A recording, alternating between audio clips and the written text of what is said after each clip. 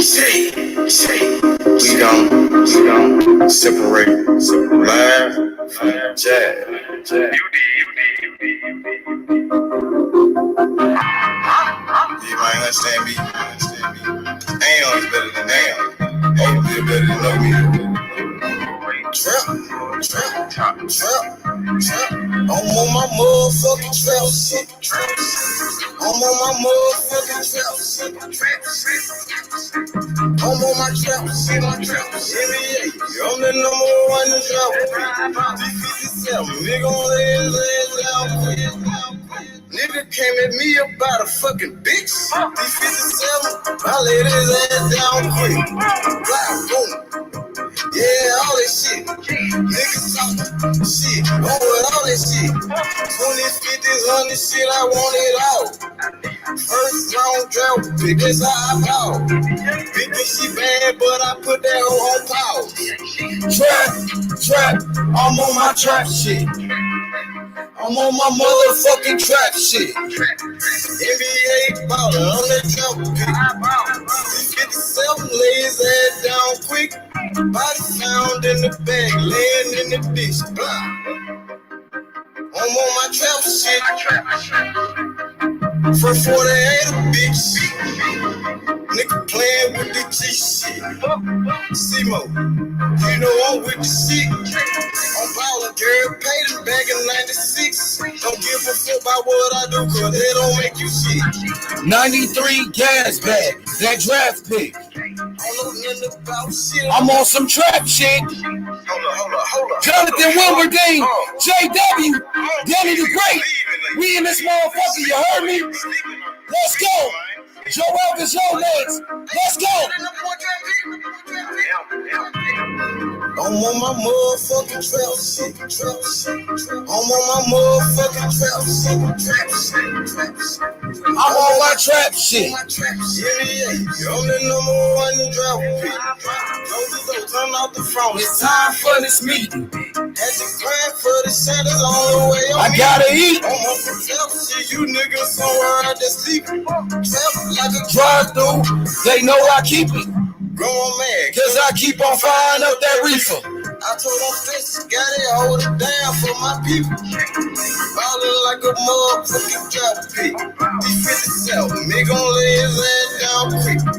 These skeletons son was bad, that's all a nigga need. In my trap house, no sticks, stems, or no seeds. NBA drop pick, that's how I ball. 20, 50, 100 shit, I want it all.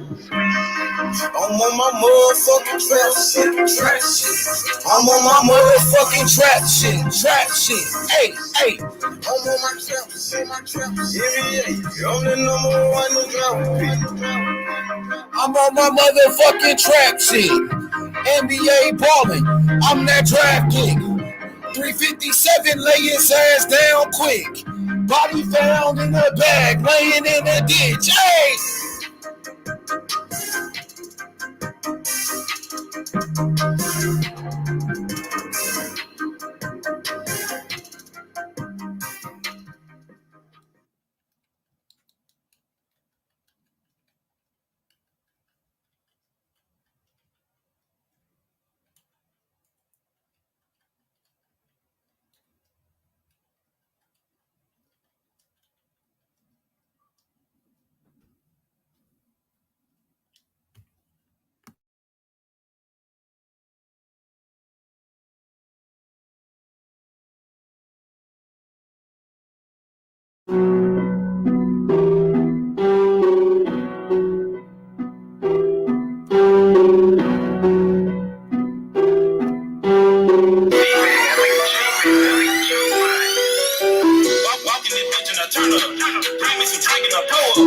I'm in the streets, I run door. Speeding so fast I can't slow up. Speeding so fast I can't slow up. Speeding so fast I can't slow up. I'm speeding so fast I can't slow up. I'm in the streets, I run door. I walk in this bitch and I turn up. I walk in this bitch and I turn up. I walk in this bitch and I turn up. I burn up the kush, I'ma burn up. I'm in the streets, I run door. Yeah. Speeding so fast I can't slow up. Bring me some drink and I pull up. I'm in the streets, I run door. I walk in this bitch and I look like a lick. Nigga, that cause I just went here to lick. I just ran out with some bells of the shit. Down out that touch and I blew it on keys. Look at me, bitch, I just know I'm the shit. Shoot it like Rambo came from the bando, free like bankroll, IP bankroll. I'm in the street like the place that I can't go. I walk in this bitch with a silly swag. I walk in this bitch and hop in the tail. I blow out this shit like a silly bang. I'm trying to give me a ditty bang. I'm trying to give me a ditty bang. Ran around selling plenty grand. I done ran up plenty cash. I just rolled up a zipper gang. Brother. Pop me some beats and I turn up. I barely can keep up with time. Hop on a nigga for dropping it down. I'm in the streets on my grind. Yeah. I gotta sleep with that ass. Yeah. I'm moving the streets kind of sign. I'm walking this bitch and I turn up. Bring me some drink and I blow up. Yeah. I'm in the streets, I run door up. Spinning so fast I can't slow up. Spinning so fast I can't slow up. Spinning so fast I can't slow up. I spin it so fast I can't slow up. I'm in the streets, I run door up. I walk in this bitch and I turn up. I walk in this bitch and I turn up. I walk in this bitch and I turn up. I burn up the cushion, I'ma burn up. I'm in the streets, I run door up. Spinning so fast I can't slow up. Bring me some drink and I pour up. I'm in the streets, I run door up. I'm a rich trap, I do what I want. I'm a rich street nigga, came out the corner. I live a life that these big nigga want. I'll sip on Corona. 12. Turn up.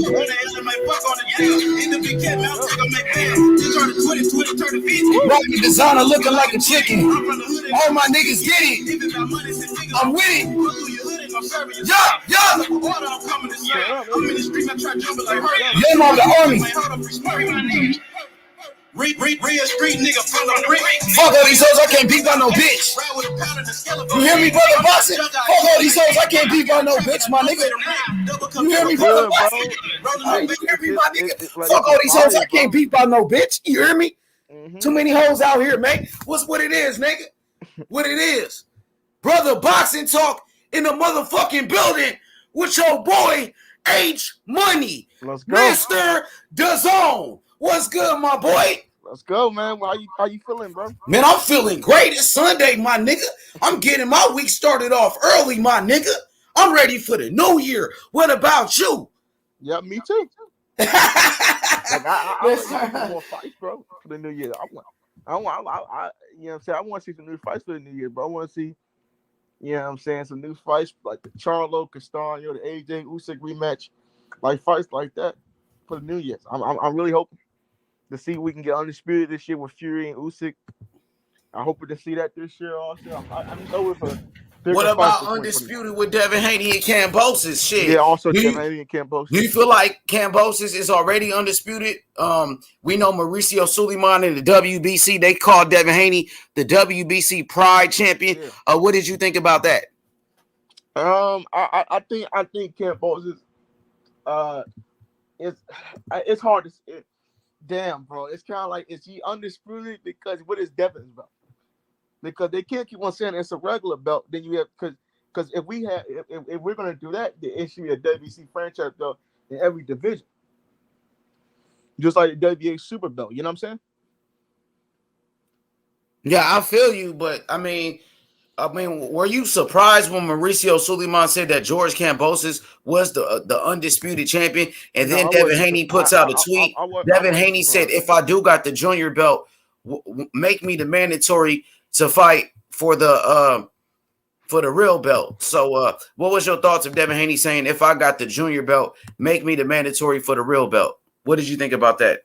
I mean, he shouldn't say it like that, because if I'm Haney, like, I'm like, why would I be a mandatory? I fought my way to this belt. I fought ranked guys. I fought contenders. Why would I want to go challenge myself and become a mandatory when I'm already the champion? You see, I just the shit. That's a good point. If Devin Haney, let me just say this real quick. Let me just say this. Now, if Devin Haney is like you said, the real champion, why is he trying to be the mandatory for Kambosos, right? That's what, bro. It doesn't make no fucking sense, bro. So who's the real champion? Is it Kambosos because Devin Haney wants to challenge him? Well, I guess it's Kambosos because Devin Haney wants to challenge him, or like, bro, they see Mauricio Suleiman. It's just fucking shit over, man. Because now he wants to say, oh yeah, I want to see the undisputed, but then Kambosos is undisputed. Like, what is it? Like, is Kambosos undisputed, or do you want to see an undisputed matchup between him? I want to see the fight, but is Kambosos undisputed? According to the WBC, he is undisputed. That's not my job to make the rules. Yeah, it's not my job. Look, it's not my job to listen. It's not my job to pick. Let me say this, brother. Go ahead. I'm gonna talk after you. Go ahead, brother. Right? You know, it's 3 of the sanctions bodies do not see Kambosos undisputed. They see him as just unified. Well, what sanctioning body is Devin Haney a part of? The WBC. So what did the WBC say? I like, bro. No, I'm just saying, like, because if Kambosos Kambosos fights Devin Haney, if Kambosos is not undisputed, what belt is he trying to get? That's all I'm going to know. No, they said that. No, just answer my question, brother. Seriously, because I want to answer. Now, if Kambosos, listen to my question, brother. Listen to my question, please, brother. I don't want to be rude. Now, if Kambosos is not the undisputed champion, what belt is he missing? That's one of my questions. You missed the WBC World Championship. But the WBC said he's already undisputed. The WBC said he's not missing anything. That's my whole point. I get that, but what does Devin have? Huh? What belt does he have? Is it a regular? Is it a junior Whopper size belt? Where's the belt that he has? It's supposed to be the WBC World Title, but in the lightweight division they have a belt. In the lightweight division, they have a listen. In the lightweight division, they have a belt that's above that belt. In the lightweight division, Mauricio Suleiman said the franchise was placed above the belt that Devin Haney has. So that's why he's undisputed, right? Yeah, I get it. But what did JoJo challenge for? Did he challenge for the franchise or the regular world championship? He fought for the Devin Haney's belt, which is the WBC world title. But Kambosos fought Teofimo Lopez for which belt? But it says world title. It doesn't. It does say world title. I agree. It does say world title. But the franchise is listen. The franchise is placed above. The franchise is placed above that belt that Devin Haney got. Mauricio, listen. The franchise is placed above that belt that Devin Haney got. And Mauricio Suleiman, the WBC said it, bro. Bro, I don't care what the WBC say, man. But they make the rules. You don't care what Devin Haney paying sanction fees. Obviously he cares. Obviously he cares. That's why they said they was gonna sue the WBC, my brother. I told you that Devin Haney's getting fucked over by the WBC. Nobody wants to admit that shit, bro. Does he feel like that? No, he does not. He's getting millions of dollars. I don't know why. Cause nigga, I'm dropping the belt. You can say that, but just listen. If a person being victimized, they will say, "Has Devin?" Listen, that's your opinion. But has Devin Haney? Listen, has Devin Haney said he's been cheated by the WBC? If you get fucked up, has that ever came out of Devin Haney's mouth that he was cheated by the WBC? Bro, I'm asking you a question. I'm saying, would you? No, I'm asking you. Has Devin Haney ever said that he was cheated by the WBC? No, I just said no. Okay. Well, I wonder why. I wonder why. Because he don't care. They don't care. That's what I'm trying to tell you. They don't care. So I'm not going to care no more. Why don't they care if they paying sanction fees? They paying millions of dollars. Because, bro, it seems like to me they just want the green belt. That's what it seems like to me. They don't care what Mauricio says. In my problem with Bill Haney, I like Bill, but Bill, you got to check that motherfucker Mauricio, bro. What'd he say? What'd he say? Check that motherfucker, bro. You can't. Did he check him? Did he check him? No. I wonder why he didn't check him. I love Bill, but Bill, you gotta check his ass, bro. Come on, even you agree to age money, right? You gotta check him, bro, for real. Like real talk, man. You gotta check him because, bro. Then Mauricio said, "Okay, let's make the undisputed fight between Haney and Kambosos."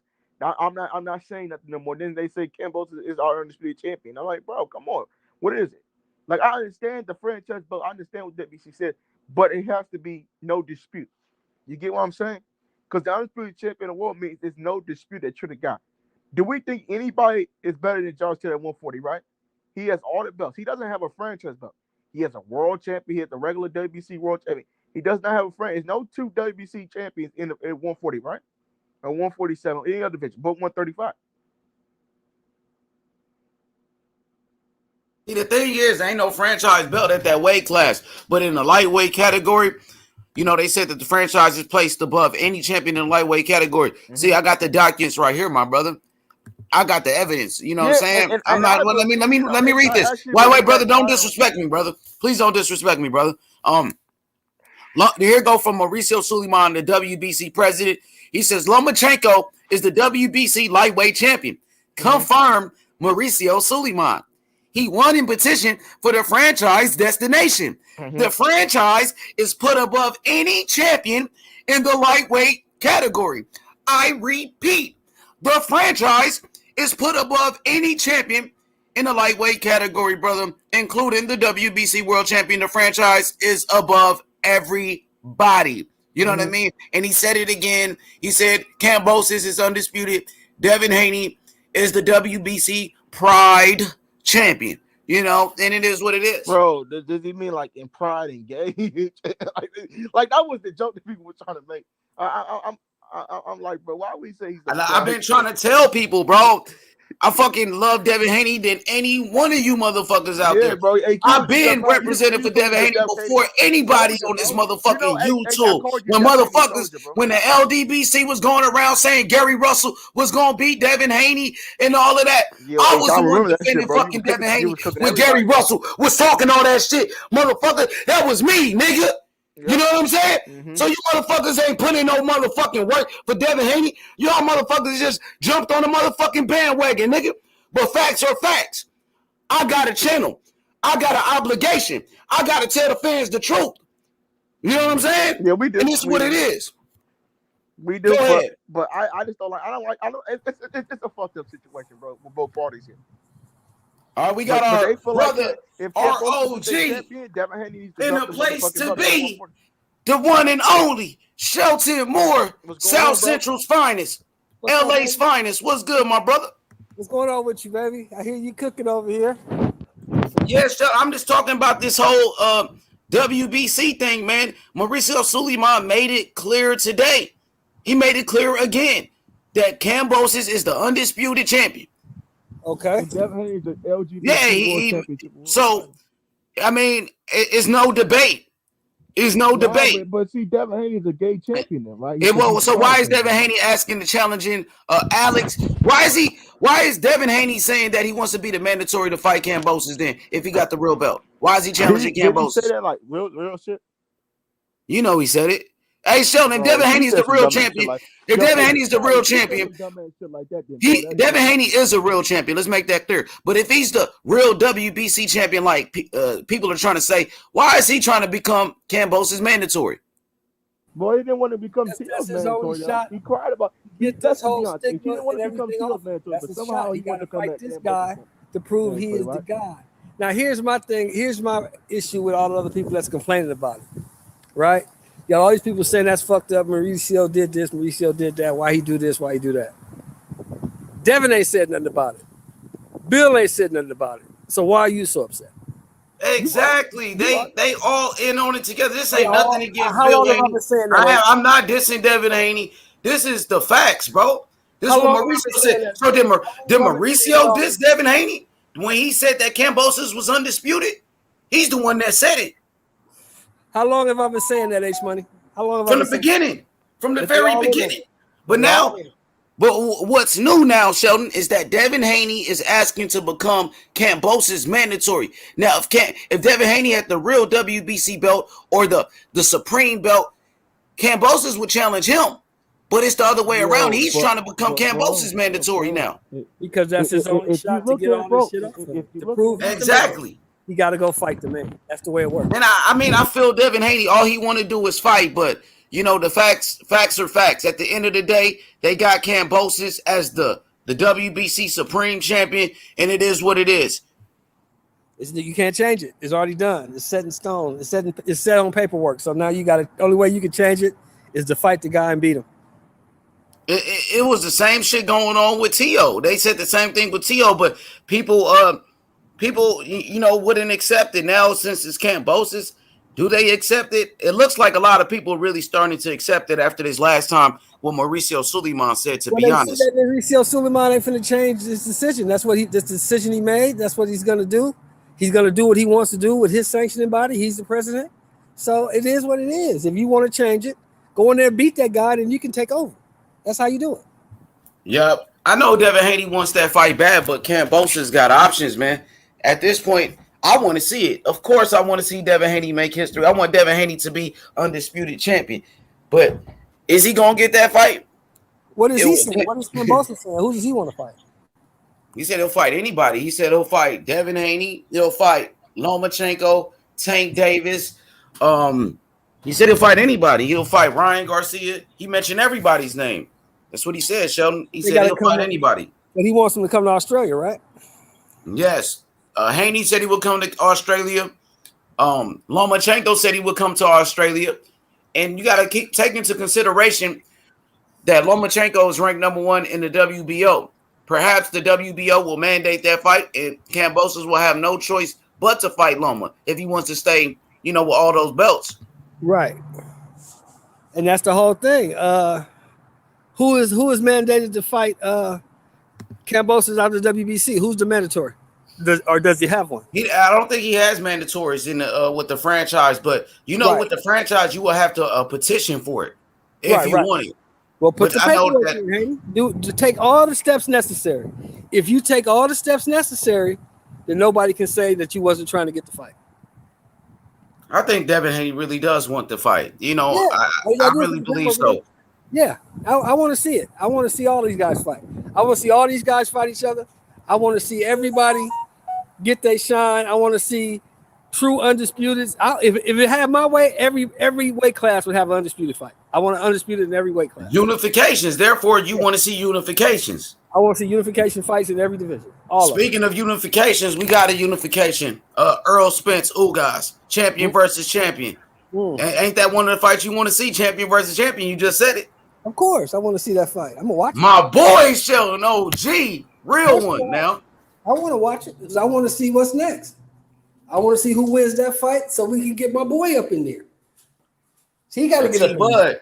So what's next for T-Bud? You think T-Bud waiting on Thurman and Barrios? That's what I heard. I heard T-Bud looking at a Thurman fight. And Thurman did an interview with DAZN. And Thurman said Al Heyman. Thurman said it himself. He said Al Heyman told him he's going to fight Errol Spence or Crawford next.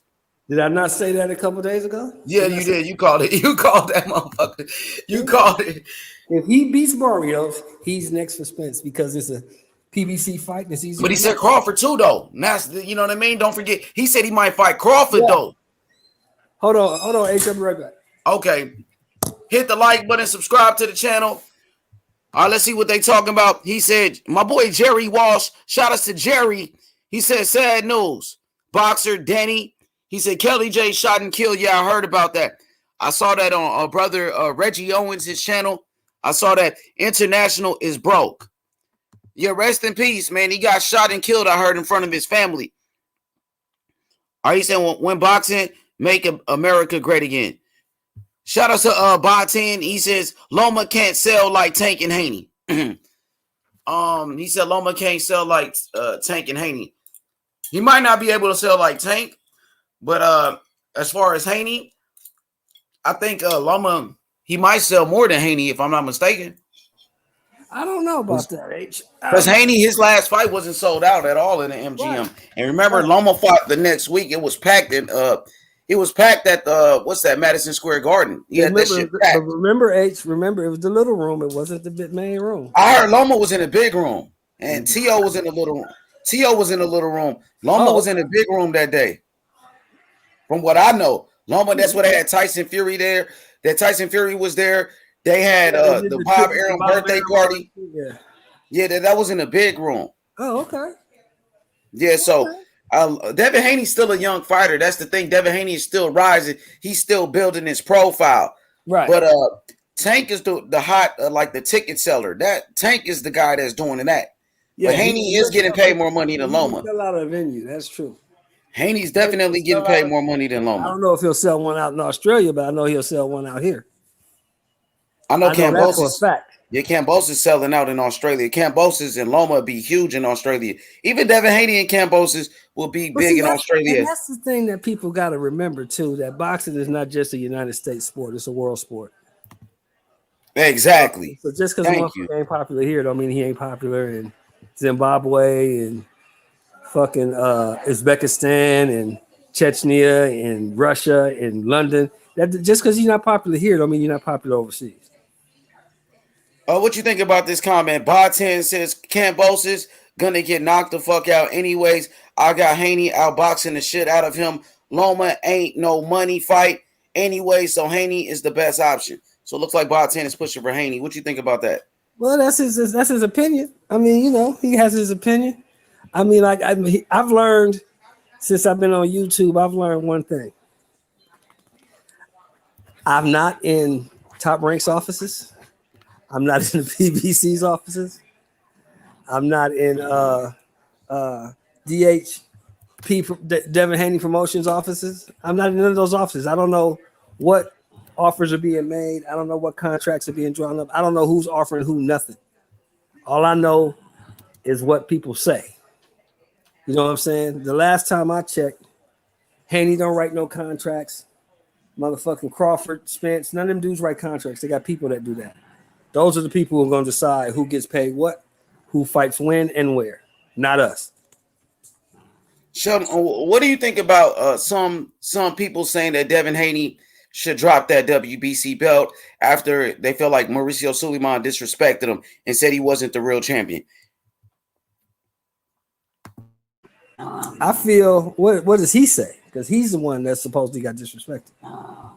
It's up to what he wants. Said anything. He said if he, I mean he's making $3 million, $4 million a fight holding that belt. That belt gives him cachet to get top dollar. He's been making a lot of money with that belt. So why would he listen to somebody who sits around all day making content on YouTube? He needs to figure out what's best for him. Don't listen to us because we ain't in his situation.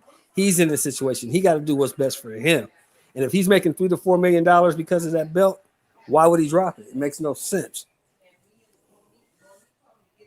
I guess the people are saying is because that's not the real, I guess, or it's not the supreme belt because the WBC said that Kambosos is undisputed because the WBC said that he's a pride champion. You know, so is he still getting top dollar for his fights? Yes, he is. Absolutely. Yes, he is.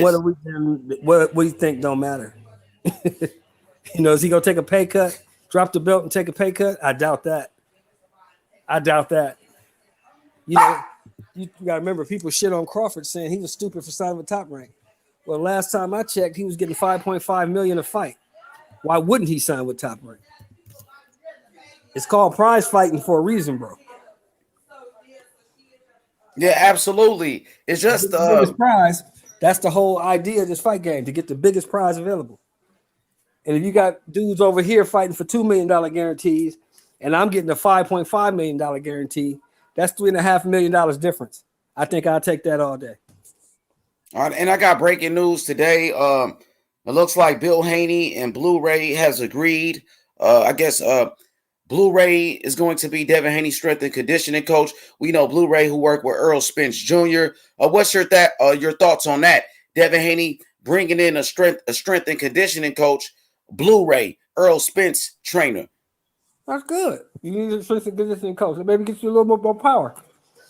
I mean, you hit the nail on the head, H. Devin Haney's 23 years old. He's a young dude. He's still got room to grow.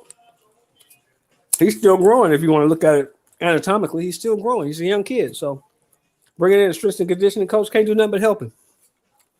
What do you think about Blu-ray? We know Blu-ray, of course, he worked with Errol Spence. I don't think he's no longer working with Earl. I heard Earl brought him back in. What do you think about Blu-ray just as a person, his character? You know, and do you feel like he could take Devin Haney to the next level? Is he the guy to do it? Because there's plenty of strength and conditioning coaches. Yeah, I don't know nothing about the guy. I mean, only time I heard about him was, you know, when people start pumping him up saying he was doing all this for Errol. But, you know, I don't know nothing about the guy. You know what I'm saying? I don't know. I have no opinion on the guy. I don't know nothing about him. Okay. And as far as like Devin Haney bringing in that strength and conditioning coach, obviously it's like the kid might be missing something. So he's trying to do you feel go ahead?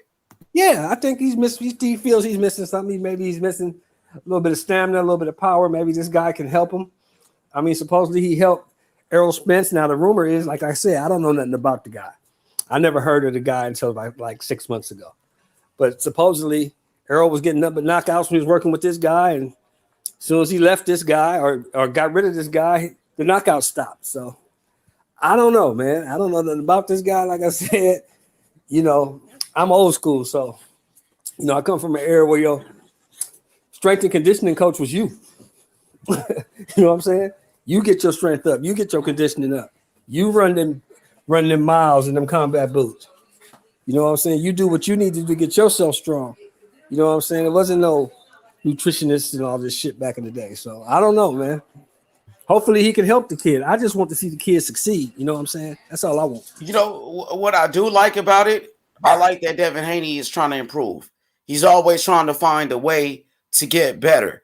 And I think that's a positive, that he's always trying to take his game to that next level, you know, and maybe, bringing in somebody like a strength and conditioning coach, you know, can help him reach that level. You know, there's plenty of strength and conditioning coaches out there, Sheldon. We know about legends like Mackie Shillstone.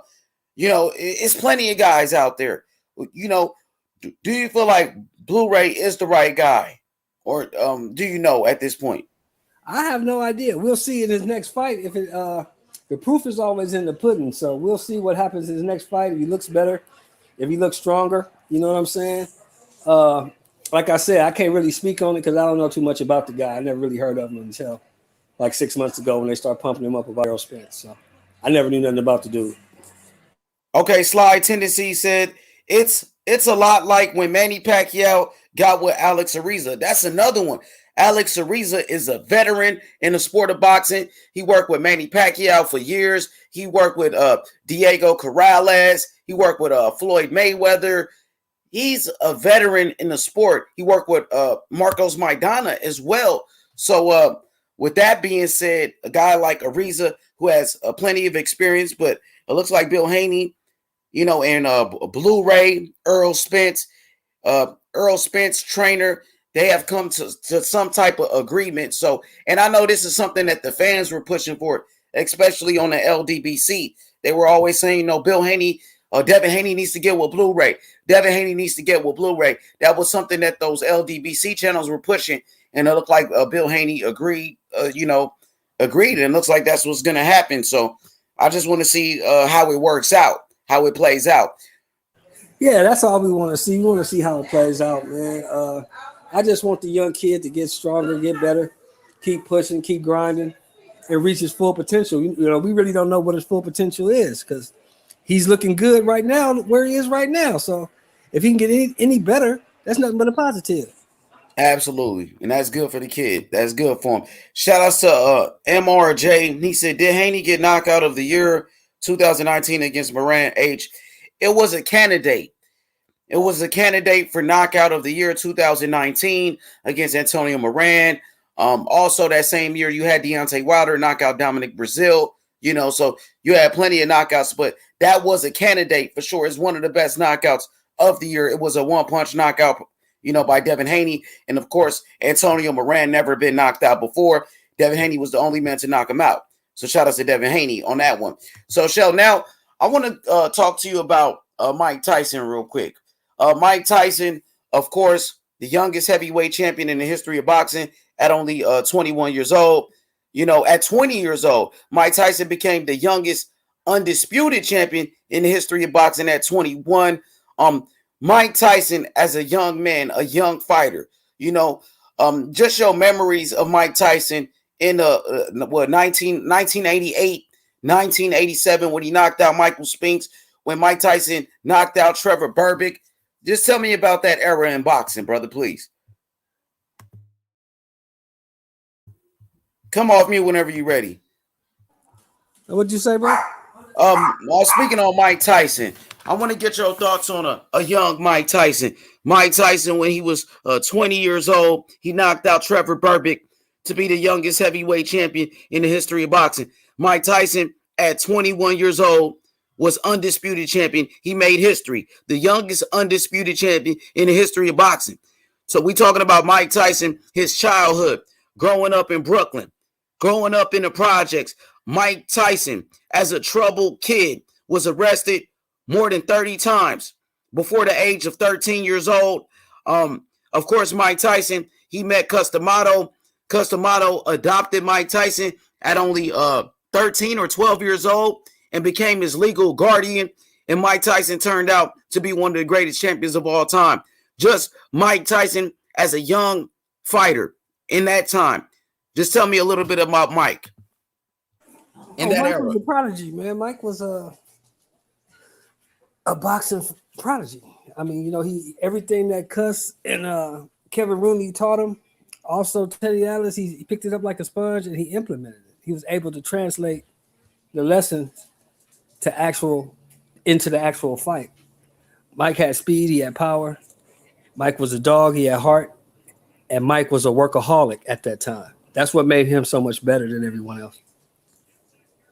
And what about Mike Tyson when he linked up with Cus D'Amato? We know Mike Tyson was locked up. He was in jail. And of course, Muhammad Ali came to the prison, and Muhammad Ali talked to all the young kids that were in jail. Mike Tyson was about 12 years old. Muhammad Ali, he came to the prison where Mike Tyson was incarcerated at, and Muhammad Ali, he spoke to the youth like a real champion. Mike Tyson was one of those kids that was there when Muhammad Ali motivated those kids. And Mike Tyson, he was inspired by Muhammad Ali. And after Muhammad Ali had came to the jail, and Mike Tyson was inspired after he heard Muhammad Ali, and when he saw Muhammad Ali, then he started boxing. And from there, Cus D'Amato discovered Mike Tyson and took him in, adopted him, became his legal guardian. Just what's your thoughts on that? The way Cus D'Amato took him in, just a random kid who was locked up in jail, who was trouble from the hood, a black kid from the projects, a white man, like Cus D'Amato took him in, adopted him, and Mike Tyson pretty much became his son. Well, what it was the guy, I think it was either Atlas or Rooney. No, the other guy. It was another guy who was. What's his name? It was. I know. He was a former fighter. He worked in the. He worked in the jail. Yeah, he worked in the jail, and Mike came in. You know, after like he said, after the Muhammad Ali talk. Raiders game, he had this Sean sign a towel. Oh, okay, cool. Thanks. After he had the Muhammad Ali talk, he decided he wanted to box. So he went to the gym, and this guy, the guy that was working in the jail, he was also a former boxer, and he was training the kids to box. So him and Mike got in the ring, and he said when they started to spar, Mike was raw, didn't really know how to fight, but Mike hit him and broke his nose. So he said he proceeded to beat the shit out of Mike. Thought Mike wasn't gonna come back, and Mike came back the next day. And he proceeded to beat the shit out of Mike again, and Mike came back the next day. And the guy saw that he had heart. He said, "This guy has heart. He's fast. He's strong. He's a big kid. I know a guy who might be able to see if he has any potential." So he took him to Cus. And when Cus talked to Mike and saw Mike how he worked and saw the potential in Mike, that's when he took Mike in. Now it's a great thing that he helped Mike. A great thing that he looked out for Mike when Mike was in a bad way. But Cus didn't do all that out of the kindness of his heart. Cus did that because he saw the potential in Mike Tyson. And he wanted another heavyweight champion. And he saw that Mike Tyson could possibly get there. That's when he started working with Mike. And the rest is history. But I feel like, to be honest, Cus, he really, for me, I felt like Cus D'Amato did it out the kindness of his heart because he wasn't even there, when Mike Tyson became champion. Because he already died, so he didn't get anything out of it. He'd already passed, yeah, but he was hoping. He was there with Mike. He was there with Mike when Mike turned pro. I mean, he was hoping, but it was a great thing that he did. You can't shit on what he did. What he did was a great thing for any human being to take out for another human being. You can't, absolutely. The man he took in. Let's just keep it in perspective. He had his own reasons also. I'm not sure what the reasons were, but I know that Cus D'Amato, he spent a lot of money on Mike Tyson, by adopting him. When Mike Tyson, his mother died, Mike Tyson, he was adopted by Cus D'Amato. Cus D'Amato became his legal guardian. He became his father, and especially around that time, right, Shelton Moore, when we were dealing with all type of racism, and for a white man, that was very uncommon. An old Italian man, that was very uncommon for that to happen back in those days. Exactly. And for a white man to take in a young black kid who was in jail from the hood, from the projects, with a troubled background like Mike Tyson. Mike Tyson was a fucking criminal. He was a bad kid. And for Cus D'Amato to take him in, and he didn't make a dime off of Mike Tyson. It says a lot about Cus D'Amato's character because he did that before. He did that with Floyd Patterson. Exactly. He took Floyd in. He did the same with Floyd Patterson. You're right. Exactly. So shout out to my brother Sly Tennessees once again. Shout out to Sly. Let me see this comment by Sly right here. Sly said, Cus said he was intrigued by Michael's physical ability and his aura. Yeah, absolutely. He was a straight killer from Brooklyn. He was a killer even at a young age. But me personally, when I look at this situation, I hear people talk about, I know racism exists in the world. We all know that. We deal with racism every day, but at the same time, we got to give respect to those that give back to the fighters. We got to give respect to Cus D'Amato. Cus D'Amato, who was a white man, took in a young, troubled black kid like Mike Tyson from the hood, from the projects. Mike Tyson was in jail. Cus D'Amato took him in. He didn't even know Mike Tyson. Took him in. Mike Tyson lived with him. The first day he met him, took him in his house, fed him, took care of him, took him to school, adopted Mike Tyson, and he was a fucking white man. And that says a lot about Cus D'Amato and his character. What he did, he gave back. He gave back to a young man in Mike Tyson. And Cus D'Amato, he loved Mike Tyson. He loved Mike Tyson like a son. And Cus D'Amato said, he's my boy. He's with me. And Cus D'Amato didn't make a dime off of Mike Tyson, and Cus D'Amato, he did it before. It wasn't just Mike Tyson. He did it with Floyd Patterson. He did it with Jose Torres, who was Puerto Rican, another minority.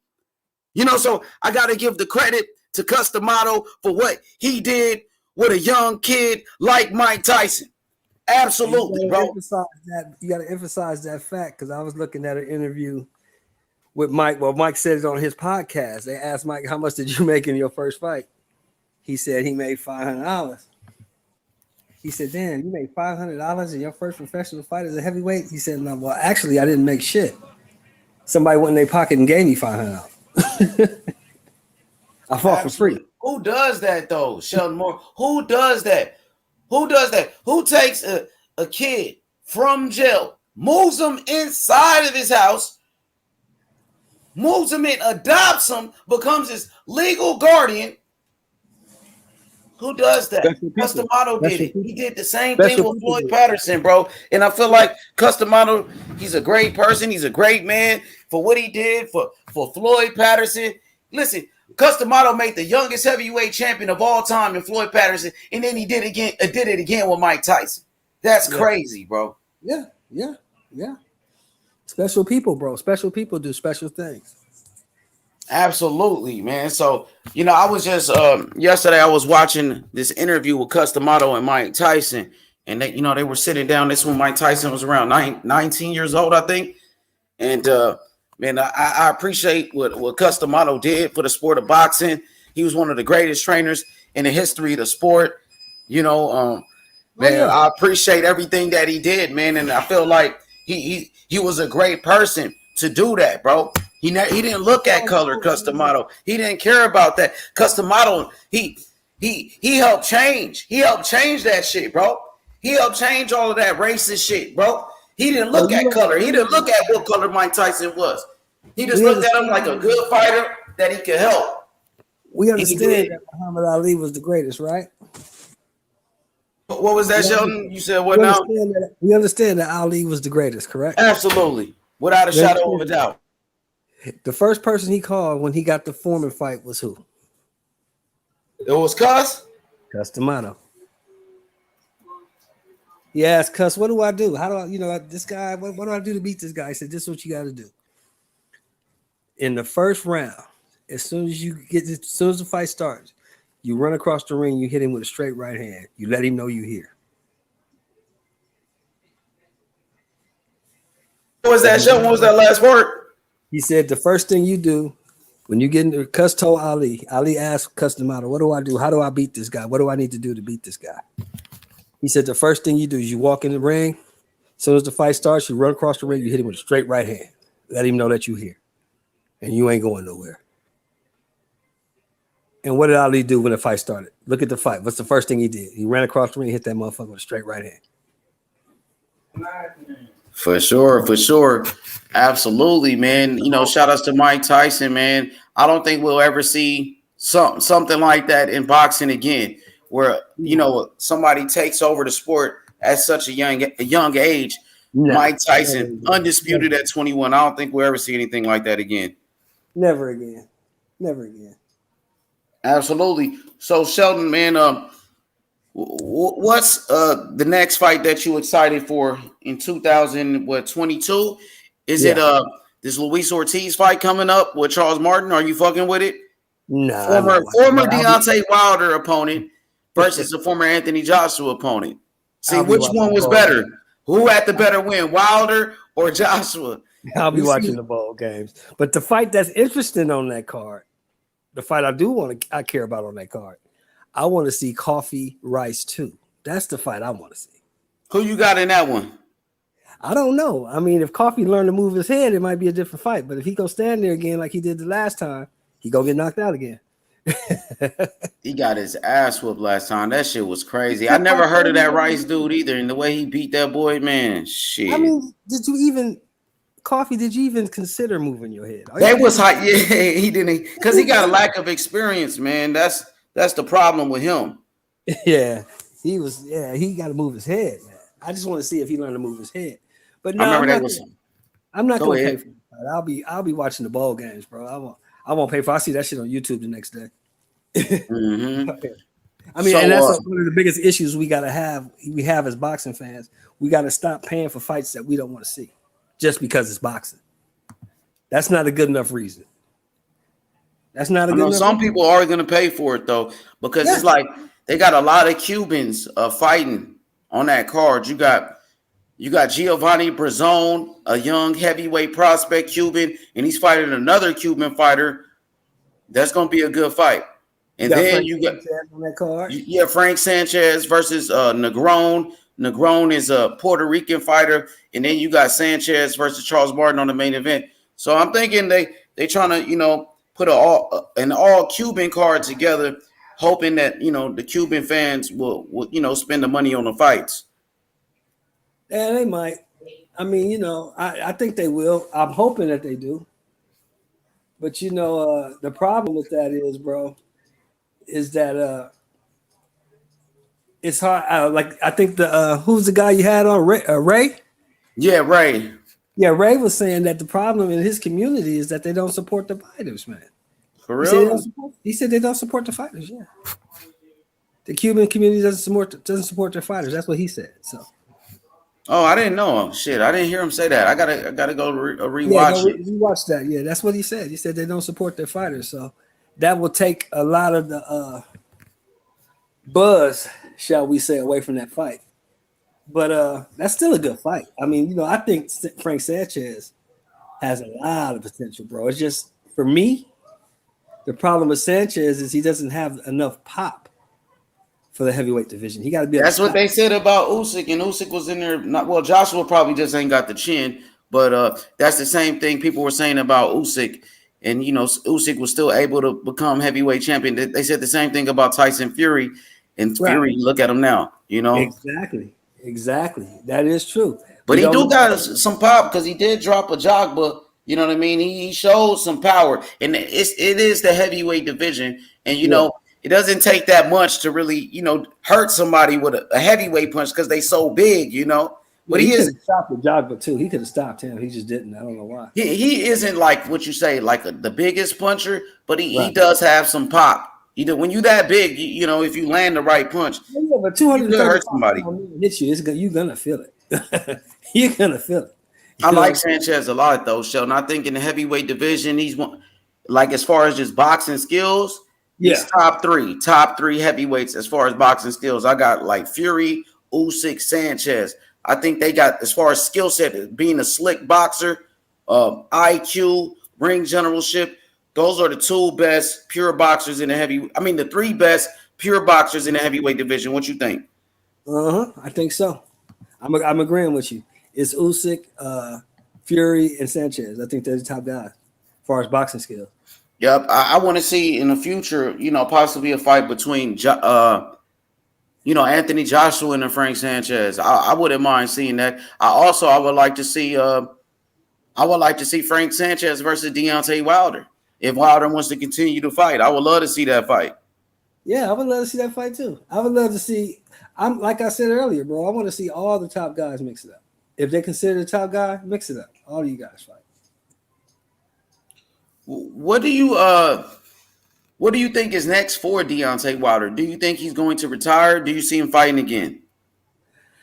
Well, it's kind of hard to say. I mean, in my opinion, I think his why is gone. I mean, he has no reason to fight anymore. He's got about $60 million in the bank. There's no reason for him to fight. He's been heavyweight champion of the world. He's been involved in big fights. I mean, what is left for him to do? Now, if he's still at the age of 36 thinks that he wants to be the undisputed champion, hey, then continue to fight. Keep pressing for that goal if that's your goal. But from my experience, right, once you start contemplating retirement, it's time to go ahead and do it. I can speak from personal experience. I've been in this carpenters union for 25 years, right? After my last job, I just decided to retire. I thought about it. Once I start thinking about it, it was time to do it. So January 2nd to 3rd, I'm turning my paperwork in. Once you think about it, I never thought about it before, but once you start thinking about retiring, it's time to go ahead and do it. That's just my opinion. Absolutely, man. And Wilder still got that power, man. Wilder, he only lost to Tyson Fury, who's considered the best heavyweight in the world. So, do you think Wilder could come back and beat some of those guys like Andy Ruiz? Do you think Wilder could beat Andy Ruiz? Do you think Wilder could beat a Frank Sanchez? He could possibly beat Ruiz. He could possibly beat Sanchez. Deontay Wilder honestly can possibly beat anybody because of the right hand. But here's the problem with that. We have one issue with that right hand, H. He hit Fury with that motherfucker like 5 or 6 times, right? Yep, he did drop him, though. He dropped him 3 times with it. But what happened? Fury got up. See, that's Fury. I don't really see anybody else getting up like that, to be honest with you. Nobody else has got up. But we have to see, because we all know now we're not going to shit on the guy, because you can shit on anybody's resume, like I said, right? But we know the guy wasn't fighting the top flight of competition. These guys wasn't the best guy. Well, Ortiz was the top 5 heavyweight, so we do got to give him credit for that one. Ortiz was ranked in the top 5. Yeah, he was. He was ranked. I give him that. But still, he is still a good boxer. I swear that Ortiz got skills. We don't know if Ruiz would get up, because Joshua cracked him with a vicious left hook and he got up. So we don't know if Ruiz. We know Wilder hit harder than Joshua for sure. We don't know that. Man. We don't know that. We do, because they got common opponents. Wilder fought against Dominic Brazil, knocked him out in the first round. Joshua went damn near 9 rounds with the dude, man. And Wilder blazed him and won. Did Joshua knock him out? Yeah, later though, but it wasn't. Wilder knocked him out in the first. Wilder he's a bigger puncher than AJ for sure. He is, bro. Come on, bro. Even JJ couldn't even drop Joseph Parker, bro. Come on, man. I understand your opinion. I'm just saying styles make fights, and every fight is different. So we got to see. But like I said, Wilder, you got to pick Wilder. He has a chance to beat anybody, but we don't know what Wilder is left, because you got to remember, age. Age got Michael Jordan. Age gets everybody. For sure. We got the brother Outlaw Boxing, Jared Kyle, JK. My brother, salute. What's going on, H, my bar? What's going on, lads? Salute, Shelton. What's going on, brother? What's going on, lads? Jed, my man. Merry Christmas to you, bro. Oh, yeah, happy holidays, my bro. What's good, Jed? How you feeling, brother? Yeah, good, H, bro. How you doing? Good, lad? Yes, sir. I'm good, man. Excited. We got some boxing this Saturday. Of course, we got Frank Sanchez, Luis Ortiz. We got plenty of Cuban fighters on the card. I'm excited, for the fights this Saturday. And, the new year. I'm looking forward to the new year as well. Yeah, I'm looking forward to seeing Sanchez, bro. He looks like a problem, lad. Heavyweight, the way he schooled a Jogba that last fight. So, you know what they hate, bro? I wish Sanchez and Ortiz were fighting instead because they're both on the same card, aren't they? Fight each other. Yeah. The two Cubans fighting each other. I had talked to one of the Cuban brothers about that, and they were like, I guess the Cuban fighters really don't like fighting each other like that. But you do got two Cubans fighting each other on that same card. Is a young heavyweight named Giovanni Brazon from Cuba versus another heavyweight from Cuba, and they're fighting. But I think you're right, man. Maybe they do need to fight each other, but I think they respect each other and they train with each other. So I'm not sure exactly what type of relationship they got. Yeah, because I think Ortiz so I think Ortiz will blow away Charles Martin, and I think Sanchez will win his fight pretty comfortably, So Absolutely. although I think Shelton, have you got Martin winning? I remember I was talking to you about this fight, lad. Have you got Charles Martin, or am I wrong with that? Oh man, shit! I'm gonna pick Charles Martin because he's from my city, man. Yeah, I thought so. That's a fight that I really don't care nothing about, but I'm rolling with LA, man. I'm rolling with Charles. Fair enough. Like a god, Martin. He gonna get smoked, Sheldon. He gonna get smoked now. Probably. He's gonna be walking this earth like a knockout victim after this fight. PT, what's good, brother? PT. How you doing, gent? Lad? How you doing, gent? All right, yeah, all good. I'll be right back. Give me 3 minutes, y'all. I'll be back in 3 minutes. All good, bro. Paulo, go ahead. Give me your take, man, on this. H was just talking about Wilder, man. What Wilder's left? Number one, do you think Wilder wants to fight anymore? I mean, the thing is, he is. What is he? 36 now. He's 34. He's around 34. 36. No, 36. I think he's 36. Yeah, he's 36. 34 when the kind of all the trilogy started or whatever. Right. The thing is, he has made a lot of money. I think his confidence has also been knocked a lot because it was a dramatic trilogy in and out of the ring, wasn't it? All the bullshit, everything. So that's a big thing to overcome. Like his pride, his ego, and when you got all that money, you contemplate more, don't you? Like Shelton was saying, is it really worth it and whatever? But at the same time, he's only lost to Fury. You got me? So would he want to at the same time just like retire and think like, and go away and think, people are going to think Fury's retired me? His ego might think, no, don't let Fury retire you yet. You got beaten that trilogy, you just can't match him. But he's still a problem for all the other fuckers. What's your thoughts? What I'm saying, Wilder, if I put him in next year, with any of the heavyweights, you can't say he's not in with a chance. Oh yeah. Well, so that's why you'll be thinking, I'll retire. But at the same time, you're thinking, Fury's he's a freak. He's an anomaly. He's just, you can't do it, can you? Everything about him, 6'9". He's got the talk. He's got the walk. He's got everything. But the other dudes, he can do all the other dudes. You see, I'd love a Wilder Joshua fight. I would. But see, that's the thing. I've always said. See, for me, that's the sticking point. For me, because I've always said, even back in 2014, 13, when he was just starting out, right? When I saw him on Showbox. If he ever gets in the ring with somebody that can box, they'll beat him because he can't box. I've been saying that for years. So that kind of sticks in my thought process. You understand what I'm saying? Yeah.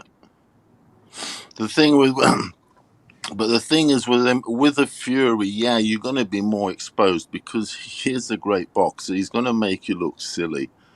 But Wilder, with any other of the guys, they won't expose him that much. I mean, let's be honest. I remember George Washington. I keep saying this. Gerald Washington. Yeah, don't call him George. Gerald. Yeah, I always call him bloody George, bloody president. And anyway, he's fighting this weekend, by the way, on that card. Yes, he is. And Yeah, he's like 38, 39 now. yeah, ex-American. He was schooling. He was beating Wilder to the jab in that fight before he gets knocked out. I Right. know Wilder will get outboxed by anybody, but he has always got that chance. And I don't think the other guys have got that extra that Fury has. Right. To get up. Look, at the end of the day, he knocked Fury down. Yeah. A great boxer, so he's going to knock all the others down. Right. I And know what it don't happens quite if they work get up? out like that. But what happens if they get up?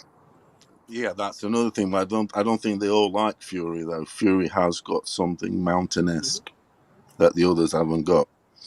It's like Everest. The other guys are not quite got the Everest chin. Jeb, your thoughts? So I say Wilder continue. You're only 36. Don't bulk up too much up top. Strengthen your legs a little bit. Get more on the conditioning and a bit of like road work, even at your age, and just be loose up top. Don't be too blocky because he's going to knock any cunt out. And I'd like him to match the other boys. That's my opinion on it. Still, What's this in about? particular Wilder AJ. retiring? What's this if Wilder's going to retire or not? Yeah. What do you think he should do? Oh, I don't know, bro. I'm a bit 50-50 on it. I think maybe the right fights he might come back. Like maybe for Dillian White or Joshua, the payday. If he could get those fights, maybe like if Fury was to lose, I think that would if Fury was to lose and someone else got the belts, I think that would bring him out of retirement maybe. But if Fury still got the belts, or maybe he might wait till Fury retires. I think Wilder's going to see how the division plays out. I don't think he's going to jump back in there right away. I think he's going to take a bit of time off and see how things play out. Maybe if the right fight comes along and he can get back in like a super fight, I think he'll probably come back maybe, because like you said, he always has a puncher's chance and money on the table, and he has got that right hand that can take anyone out. So he might get back in there for the right fight and the right amount of money. But I think he's going to wait a bit and see how this year plays out with like Dillian White, Fury, Joshua Usyk, the rest of the top heavyweights. He's guaranteed big fights, isn't he? Puro, what's his thing? He's only fought. Hello.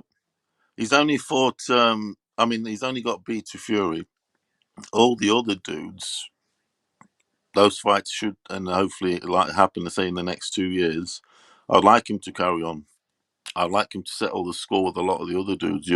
In particular, Dillian White and AJ. I'd like those two to fight. Great press conferences, and great fights. They'll be right. I think they would need belts though. I think they'd need belts for Wilder to come back. I don't see him fighting them if it's not for like a belt. That's just how I got a feeling. I know what you mean, yeah, but they'll want the belt. But he'll still do well. Numbers and well, for sure. Yeah. Wilder Joshua would be one of the biggest fights in boxing still. That's what I mean. There are those that belt is always necessary. But a Wilder AJ, I don't think you could get away with it. But I know they wouldn't risk everything, because they're on that trail for the belts, aren't they? So, but yeah, then a tune-up down with the young boys. I mean, with the young cats coming up. But they won't want to put him in. They won't want to put those young cats with Wilder because, like I said, he's still a dangerous beast, which he is. Puro, your thoughts? Give him a tune-up. Give me a second, fellas. I'm just putting my daughter in the car. Stick him in with someone his size like Hellenius or something, who's also on a high. Will he take those type of fights though? That's the question. Yeah, that's the thing. You only take the big fights. That's if you ask me, I want to see more of him. I do. He's only 36. I like it. Another, depends how comfortable he is. I'd like to watch him more. He's only been undone by Fury, and his fights are dramatic. Actually, because he's kind of losing, and then he pulls it out. He pulls it out, you know. He gunslings him. I don't think I've watched hardly any fights of him when he's winning. You know, when you're scoring the fight and stuff. Yeah, I've never seen him in a fight where he's just been totally dominant. Except do you know what I'm like, saying? It's weird as fuck. what was that guy's name? The guy got the title from?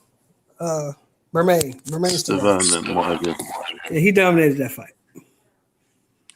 Yeah, one of them. He did okay. Yo, salute. What's going on, Paulo? I'll tell you what, there's some echo going on. Can you guys hear all right? I got some echo. Yeah, I'm good. Can you hear it? Yeah, I've got some echo. 1 2 1 2. Yeah, all right. Who's this? Who's on? Yo, it's Khaled. How are we doing? You all right, Khaled? You all right?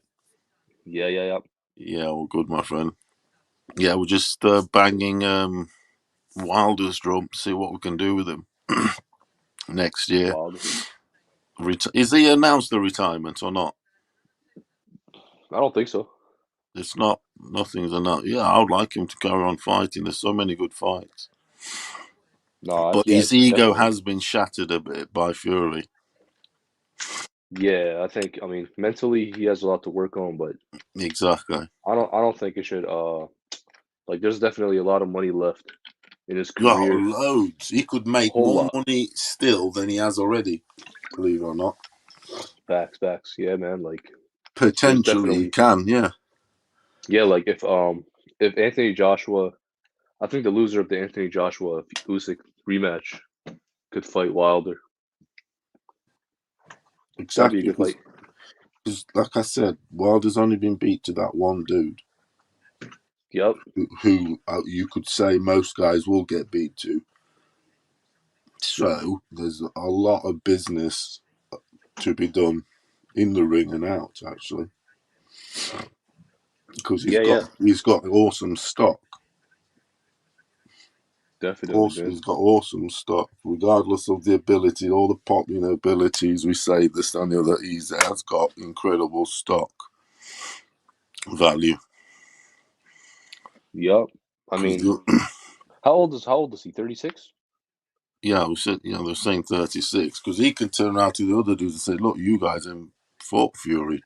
You haven't beat him yet. At least I took him very close." Yeah. And he nearly beat him, didn't he? Yeah, I mean, he knocked him out cold, like the first fight, the second fight, I mean, and the third one too. And Fury just got up. Yeah, crazy. He just had to fight the gypsy gods and all that night. That's all it is. Mm-hmm. But I know he got obviously the ability, even the ability is another level. Exactly, man. With the other guys, they're not that awesome, I think. Yeah, I don't think anyone's gonna knock out or knock down Fury the way Wilder did. Like, that's not gonna happen. Well, I mean, some have in the past, but like I said, it's the getting up. Mm-hmm. Can you get down to it again? Get up and get down to it, and harder than you went down, sort of thing. And when you went down, there's them guys that do that. It's incredible abilities like that. We come down from a knockout, and then fucking get up, and then they come back harder than when they went down. So, so who do you like more? You like Fury or Anthony Joshua? I've been Fury for years and years, my friend. For years. Yeah, I mean, since the amateurs, reading about him in the Boxing News weekly magazine when it was black and white, and when you read it, you ended up with black hands from the ink. Man, before it was glossy. That Fury Joshua matchup, man, that shit needs to happen too, man. I want to see that. Fury, yeah, I mean, that's always that's one of those, regardless of their records. Here, in England, it's always big business. Yeah, I mean, I think in the UK, huge everyone business, huge business, divided, right? because it's two clans, isn't it? It's two sides. Even though they do cross, a lot of the AJ fans have gone onto the Fury camp, Right. because it's like, because it's British, so they'll try and ride with the winner. Loads of fake ones. He's taken a lot of the casuals, the in-betweeners. Yeah. They don't know quite like what they like. They just ride with the winner. Anyway, so yeah, Fury. Fury, my friend, Fury. He represents me. But I didn't realize like a lot of folks in the UK would not like Joshua, man. After that Fury loss, represents me. Outsider. You know what the outsider is? you're an outsider. Yeah. Do you know what an outsider is? I mean, in the general term or what? Yeah. You know what I mean? Just Yeah. like him. He's an outsider. Yeah, I feel you. He's I know treated like an outsider. But now he's doing awesome and all that. They all jumped on it, loving him. But they're waiting to stab him though. As soon as he loses and does bad. Oh yeah, they're gonna it him. is. You know it is. Yeah. Mm-hmm. Because everyone wants a big gob shut down. Facts. It's the way it is, even in politics. Even in politics. I have a dream. You know what I mean? If you start being gobbed, people don't. Yeah, Fury, walking in a winter wonderland.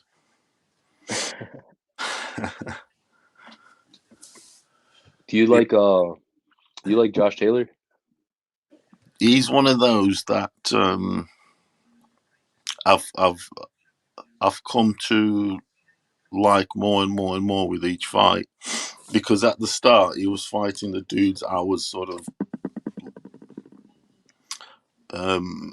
perhaps liked, like I like Regis Prograis, for instance.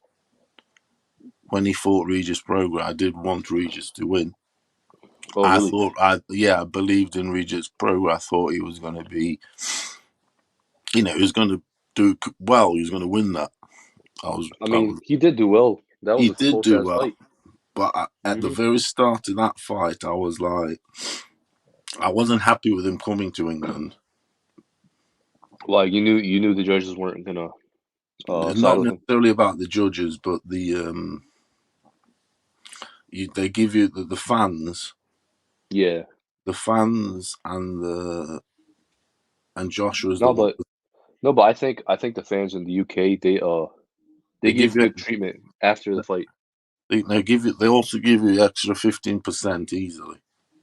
Oh yeah, they do.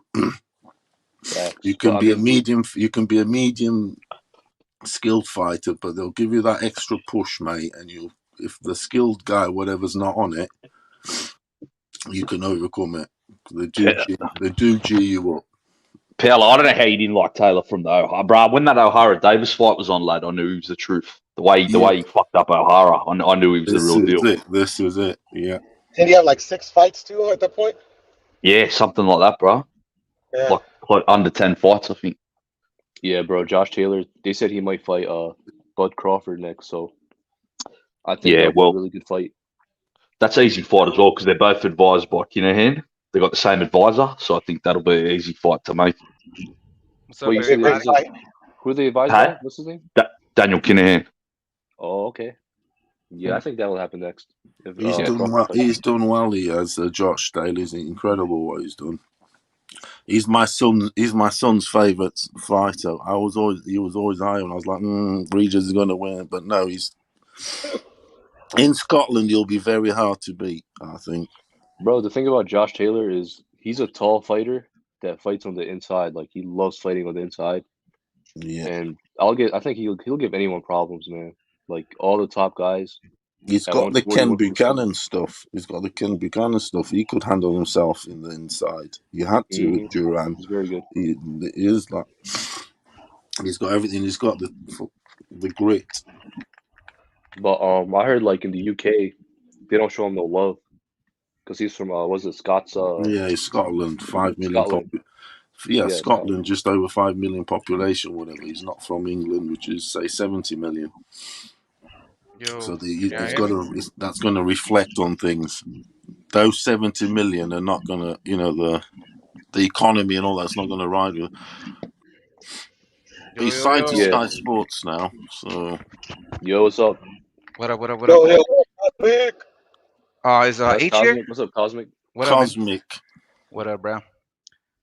Yo, is H here? Cosmic. I haven't heard it. H didn't talk the past like 10 minutes. Oh, okay. No, I really want to set that shit up, man. Like, let's do that the hand challenge. You know what I'm saying? Motherfuckers be talking shit. You know what I'm saying? Let's do Wait, that what? hand challenge. Yo! Huh? Yesterday, I heard you and Rakesh cooking for a little bit. That shit was so funny. Yeah, it's all fun and games for me. You know what I'm You and saying? Rakesh was yeah. I mean, it's all entertainment, but that shit was funny, man. Yeah, but that's all I'm saying is let's see your hands. You know what I'm saying? So let's do the hand challenge. You know what I'm saying? Yo, I'm trying to Hands, what? Start play that throwing game that you hands put. and all that. Yeah, shadow boxing. You know what I'm saying? Just Yeah. like 1 I ain't minute, got 2 minutes, 3 I ain't minutes, got whatever. I ain't got the technology for all that shit, and I got You fuck all. can use your phone. Yeah. Your cell phone. I got Just use your fuck cell all to. I got fuck all to prove. I mean, it's just VR, right? It's just a VR headset with like. Yeah, no. But you can do it without I mean, VR. You just you know what I'm saying. Just your hands. You know what I'm saying. Shadow box. 5 minutes, 1 minute, 2 minutes, whatever. You know what I mean. I Oh, bet. you just want to see I anyone bet. shadow block. One Yeah, I thing, want to see what they can do. Cosmic. One thing's Yeah, for sure. I bet I will have bigger hands than my opponent. there you go. You know what I'm saying. You versus Shelton. My That shit would be good. my thumb to my thingy. OG versus OG. Measure the thumb to your baby finger. What? Yeah, I was saying in the chat though, bro. I got to get that game. That's you were doing it yesterday again, eh? The virtual Yeah. shadow. Yeah, bro. It's That dope, looks man. sick as. Yeah. And Outlaw, try it. Have your guys. You have a gym, right? Yeah. Have your guys try it. You know what I'm saying? Maybe they can get on here. They can show their hands too. You know what I mean? Yeah, absolutely, bro. So. I've put them on before when they've even sparred and that. I've had like sparring. I put the sparring clips on when I've been on other streams. Yeah. I haven't been when I've been on H Money's, but one day I was on 150. Yeah. I was on his stream and it was sparring day. I put the sparring day on the stream, like on the camera. Nice, that's dope, man. Yeah. So all I'm saying is like let's set up some matches. You know what I'm saying? You know, friendly invitation, whatever. If motherfuckers want to smoke, they can get it. You know what I'm saying? Friendly invitation though. But I just think it's a good idea. You know what I'm saying? Because motherfuckers be talking and shit. You know what I'm saying? But they don't be doing it. They be typing, but they don't be doing shit. So. Yeah, there's a lot of people to do Cosmic hype. man. There's Yeah, you know what I'm saying? Motherfuckers be critiquing, but I don't be seeing them do shit. I tell you what though, cause last night was hot. Jesus Christ. What do you mean? Right? What happened? The panel. I'm just saying the panel. Fucking hell. Jesus Christ. That was fire shit. That was just Yeah, Free smoke on the panel, bro. You know, it's the Lions Day. yeah, I ain't worried about shit, man. You know what I'm saying? Like I said, I want to see motherfuckers' hands. You know what I'm saying?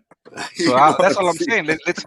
I just want H to promote it. You know what I'm saying? Set up some matches. You know what I'm saying? 1 versus 1, whatever they want to do. 1 minute shadow boxing, 2 minute shadow boxing, 3 minutes. You know what I'm saying? 2 minute rounds, whatever you want to do. For 3 minutes, you know what I'm saying? For 3 rounds, whatever. I must say I do see that game you're playing advertised on programs. Yeah, it's big now, but it's the Christmas run stuff over. It's the shit over the head with the two things in the hand, the thing on the hand. Yeah, but I've been doing it for a while.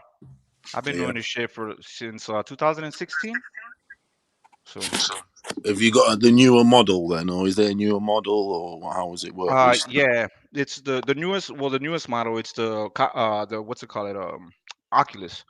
But I had the HTC Vive before, the OG, the original VR headset and shit. 2016. So the new one came out when, a year ago or what? Yeah, they've revamped the version that I have. They revamped it because it was only 64 gigabytes. So now it's 128, and you don't need a PC. You can run it just straight off of the headset, and you can record. That's Dreamcast powers. Remember the Dreamcast? Yeah, I had that shit too. That was a good machine. I'm looking at one now, 128 GB on Amazon. $479. Is that the one? Yeah.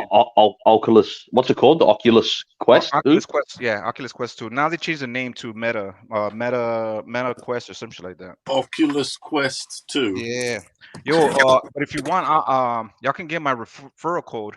Give me a few. I gotta go run and do some shit, but y'all can get my referral code, and I think you get like $30, and I get $30, something like that. Does it come with insurance if you start punching walls and furniture and shit? Yeah, my dumbass didn't get the insurance and shit, and the controllers are pretty flimsy. You know what I'm saying? So, but I didn't mean to interrupt. I just wanted to come in and see if we could get something set up. You know what I mean, let's talk. You know what I'm saying? Let's do the hand challenge. I mean, Yes, sir. The let's get it. VR smoke. Nah, it doesn't have to be VR. Just shadow boxing. No, no. You know what I'm saying? Everybody has a cell Oh phone. yeah, Everybody yeah. has a camera. You know what I'm saying? There shouldn't be no Facts. excuses, unless you're in a wheelchair. You know what I'm saying? It's okay though. Unless you're in a You still wheelchair. do it if you're in a wheelchair. Yeah, you know what I'm saying? No excuses. I mean. Mhm. So Yes, I just sir. think it's a dope idea instead of all that rah talking and shit. So let's make it happen. Set some matches up and let's get it done. I think it'll be fun and entertaining. Yeah, bro. I wish H heard. I don't know if you heard everything, but we got it till H. Yeah. No, I told him yesterday I was pretty fucked up, man. I was lit to the motherfucking man. I started hitting Patron early in the fucking morning. I shouldn't have done that. I He can ain't feel it right listening. now. Yeah, man. But it's Hey, all Shelton, fun. you still there? He probably stepped away. Probably working. Go ahead, Yo, buddy. but I might drop in a little later. I gotta go chill with the lady friend for a little bit. Fortunately, we Handle gotta that, wine and brother. dine them. I mean, wine and dine and maybe get some Fortunately, man, it action. always costs money, bro. No, don't ever tell me. Don't ever let nobody tell you that that Oh they yeah, don't no, pay. yeah. No, but she good. She, you know what I'm saying? Like I if feel you, brother, man. I like understand, if we man. go to a bar, she, you know what I'm saying? She'll buy the first round, 2 rounds, whatever. And I mean, so it's all Yeah, good. man. No, handle that, brother. Oh yeah, y'all have a good one. Like I said, as soon as H gets back, let's get that idea going and shit. Hopefully, you know what I'm saying? We could get some matches going. Peace, Cosmic. You're mad for it, Cosmic, aren't you? You're ready to Yeah, I throw like it. hands. I like it. I'm not Eh? worried about it. You know what I'm saying? I'm not. I kept quoting Keith Thurman. You know what I'm saying? My O's gotta go. You know what I'm saying? Free smoke. My O's gotta go. Come do it. All right, Cosmic. Hey, Yeah, but I ain't gonna be no one time. I ain't you ducking no need to get smoke. you. Is there any gyms round yours, Cosmic? Yeah, I went to one. I went to one back in the day. I forgot. One of my friends who was a boxer. He was a professional boxer. He fought David Diaz and shit and got knocked out. But I went to the gym like maybe like 2 times, and one of the trainers was eyeing me. But I'm old, man. You know what I'm saying? Like boxing is for the young bucks. You know what I'm saying? Was he eyeing you? Yeah, he was like watching me because like How I old? guess How old are you then? then I don't know like 20 something, like 28. Prime time. Yeah. So, but that's old for going into a gym, man. I just went to, get some exercise, but But I'll tell you what, though, Cosmic. yeah. A lot of these, I do see a lot of the 20-year-olds and late 20s, early 20s, even 30. I see a lot of pussies out there. I'm Yeah, not even joking. You do. yeah. No, I know. You do. They're everywhere. They're crawling all over the walls and There's shit. so many. Definitely softer people out Generation. there. Yeah, Yeah, they are softer. They're not as rugged. yeah. But like I said, man, I just think it's fun, man, and I think it would be dope for the Yeah. channel and shit. You know what I'm saying? Like, if we had a free hand smoke, you know what I'm saying, days, you know what I'm saying? We got matches, maybe 1, 2, 3, you know what I'm saying? Nowadays, you don't have to wind the window in your car. You just press a Yeah, button. there you go. You Is know that the what old was that your exercise, Paulo? No, I'm just saying, all Yeah. these little bits add up. Yeah. Coddled. Motherfuckers being coddled and shit. Exactly, the muscle grease. Yeah. If But you y'all have a press good that one and button, shit. just like and it goes up and down. Yep. Sometimes you gotta wind the fucker up. Puro, you were on camera yesterday. We want to see that smoke too. Yeah, I'm done. I'm done to do it.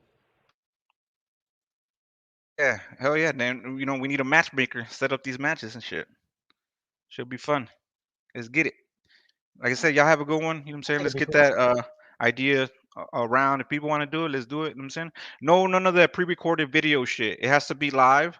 You know what I'm saying? And then everybody, whatever rules y'all want to set up. If it's 1 minute shadow boxing rounds, and then for 3 rounds. You know what I'm saying? That's dope. I mean, Yes, sir. all right, let's get it, man. Y'all have Definitely a good down one. for that. Oh All yeah. right, Who's man. You who's too. that? Who's that speaking with the Adrian Broner avatar? Khaled. Oh, what's up, Khaled? My bad. How you doing, No, man? you good, bro. I'm good. How are you? Good, good, good. You know what I'm saying? Hungover like a motherfucker, so I gotta go get some drinks real quick and shit. You know what I'm saying? Damn, some But more drinks. yeah, I gotta stay focused. Yeah, fucking cure the hangover. Shit, dang, man. All right, man. Yeah, no, it's a never-ending chase, the chase game. I mean, Never-ending story. yeah. All right, man. I'll see you guys in a little bit, maybe. Hopefully, I won't because if I'm successful, you won't see me. All right. Bet. Peace.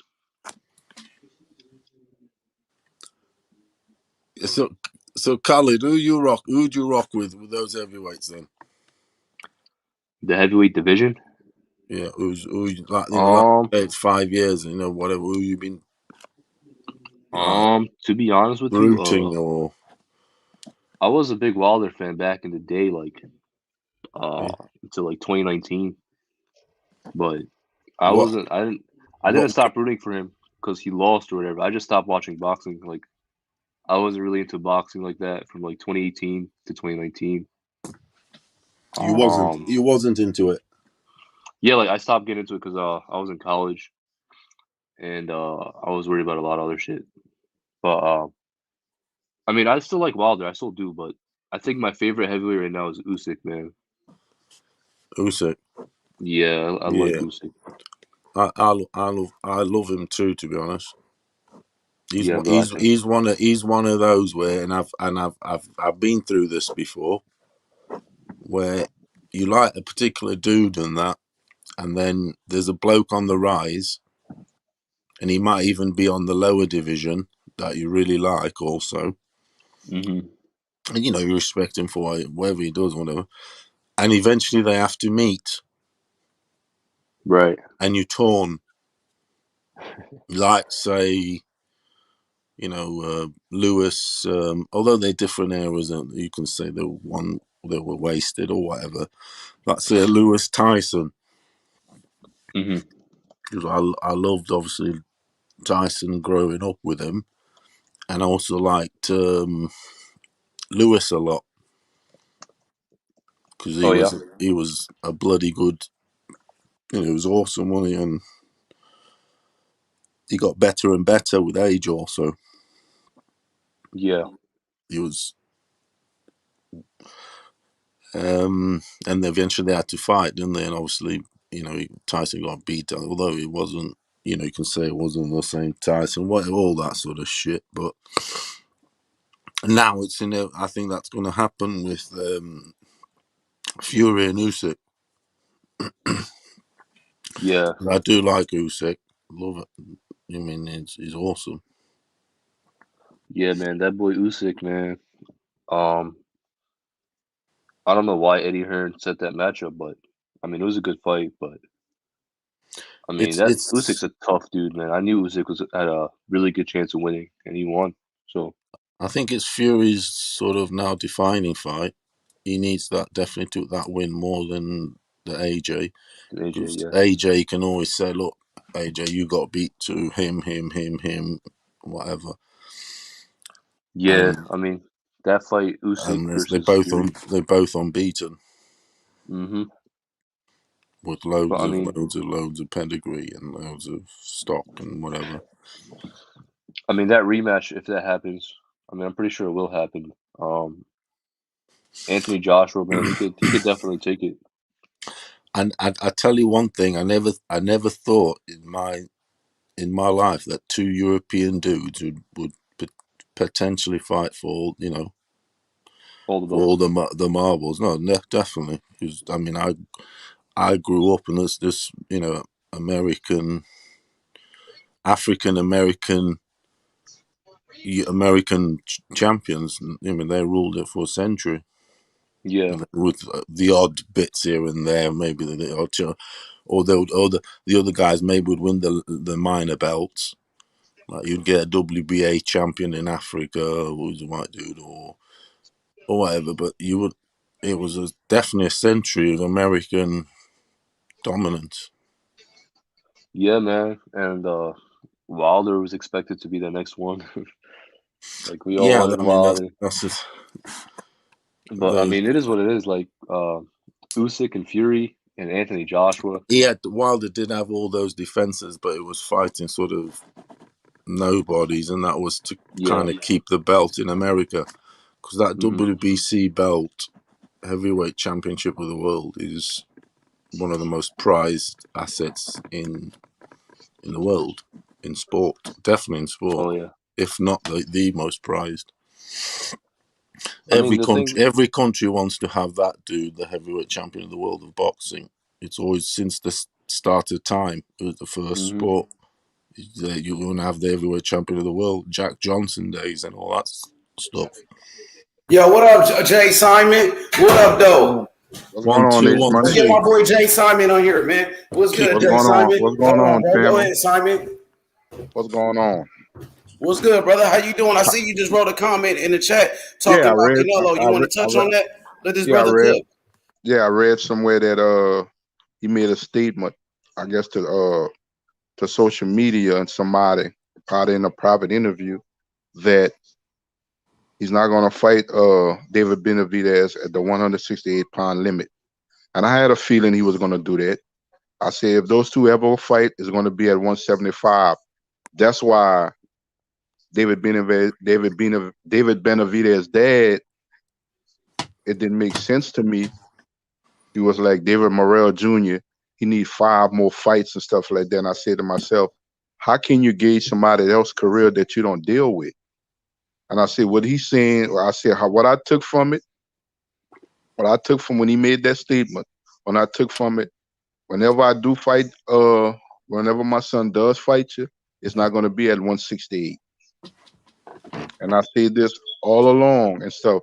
I say when they're going to start pushing the David Benavidez, David Morrell Jr. fight and stuff like that, I say they're going to start bringing up the case. I can't make weight no more at the limit, because he's still thinking they're going to get that Canelo Alvarez fight, and I think it will be, but it won't be at 168.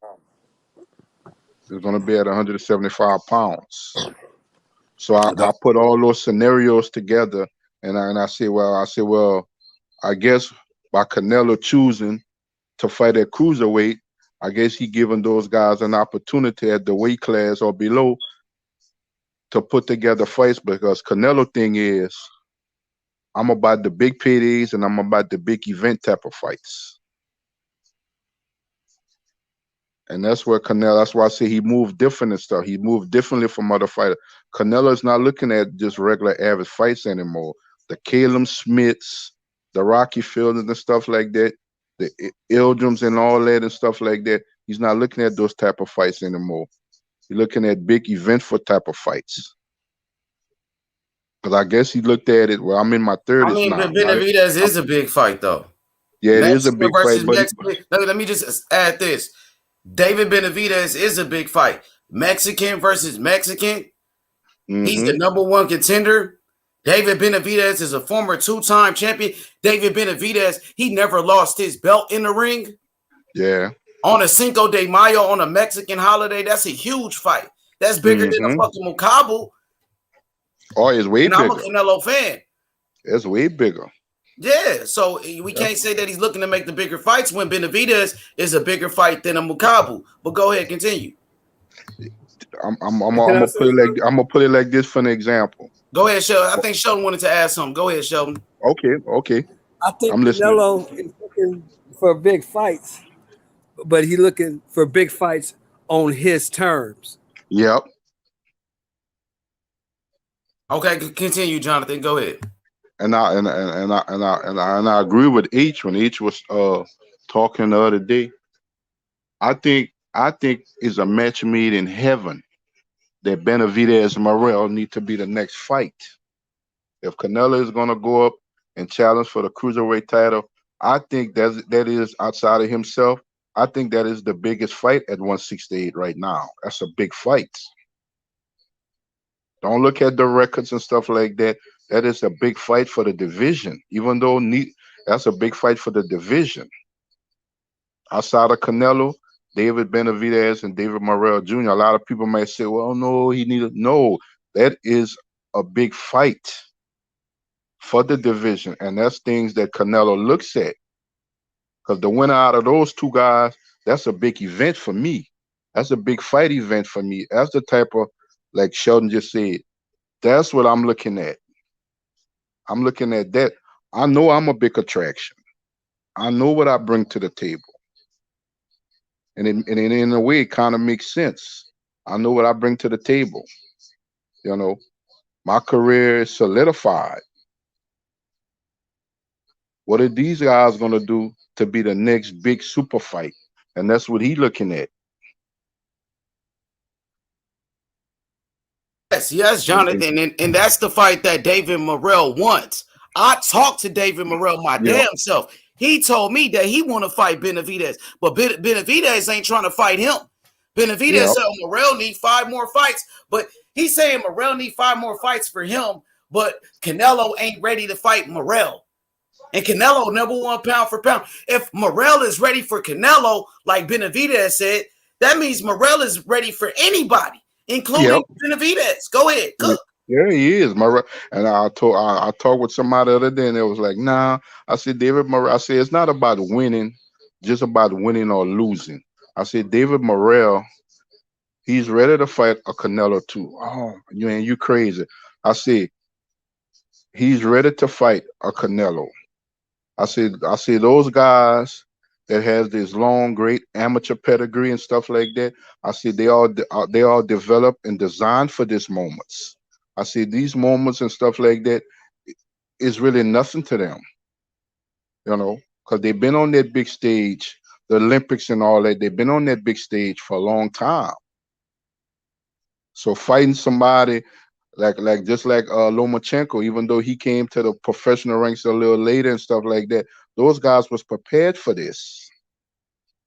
That's why they have that extensive pedigree. They are prepared for this. When they come into the pro ranks, they done seen everything. A lot of times they fought on bigger stages in the Olympics and all these top amateur tournaments they've been. A lot of times those things are bigger than what fights they fighting at professional. A lot of times they fighting guys, Ishman, and you know this, and Shelton, y'all know they fighting a lot of guys better. They got a lot of better guys on their resume as amateurs than they do as pros. So they proven by the time they're ready they're ready when they turn pro. So they don't need 25 or 30 fights to get prepared for a championship level fight. Them guys are already ready. That's why the Lomachenkos and the Rigondeaux and stuff like that, even though they was a little older, they can come to the pro ranks and become champions right away. Like Shakur Stevenson and stuff like that. It didn't take them long to become a champion because these guys are ready when they turn pro. And that's what a lot of people don't see, H-Money. That's what a lot of them don't understand. They're looking at numbers. Oh, he don't have 20-something fights like a David Benavidez and stuff like that. He don't have as many knockouts at this fight. That doesn't matter. A pedigree subsedes that.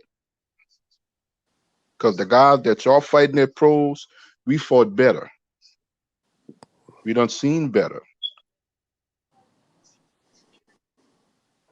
Absolutely. David Morrell, his amateur record, I believe, 132 wins, only 2 losses. He been against the best in the world. Yep. That's why he's already a champion in only 3 fights. That's why David Morrell is a main event fighter in only 3 fights. Mm-hmm. World champion, has defended his titles more than 1 time. He's ready to go. David Morrell Jr., he was born ready. Yep. He was built for this. Yep.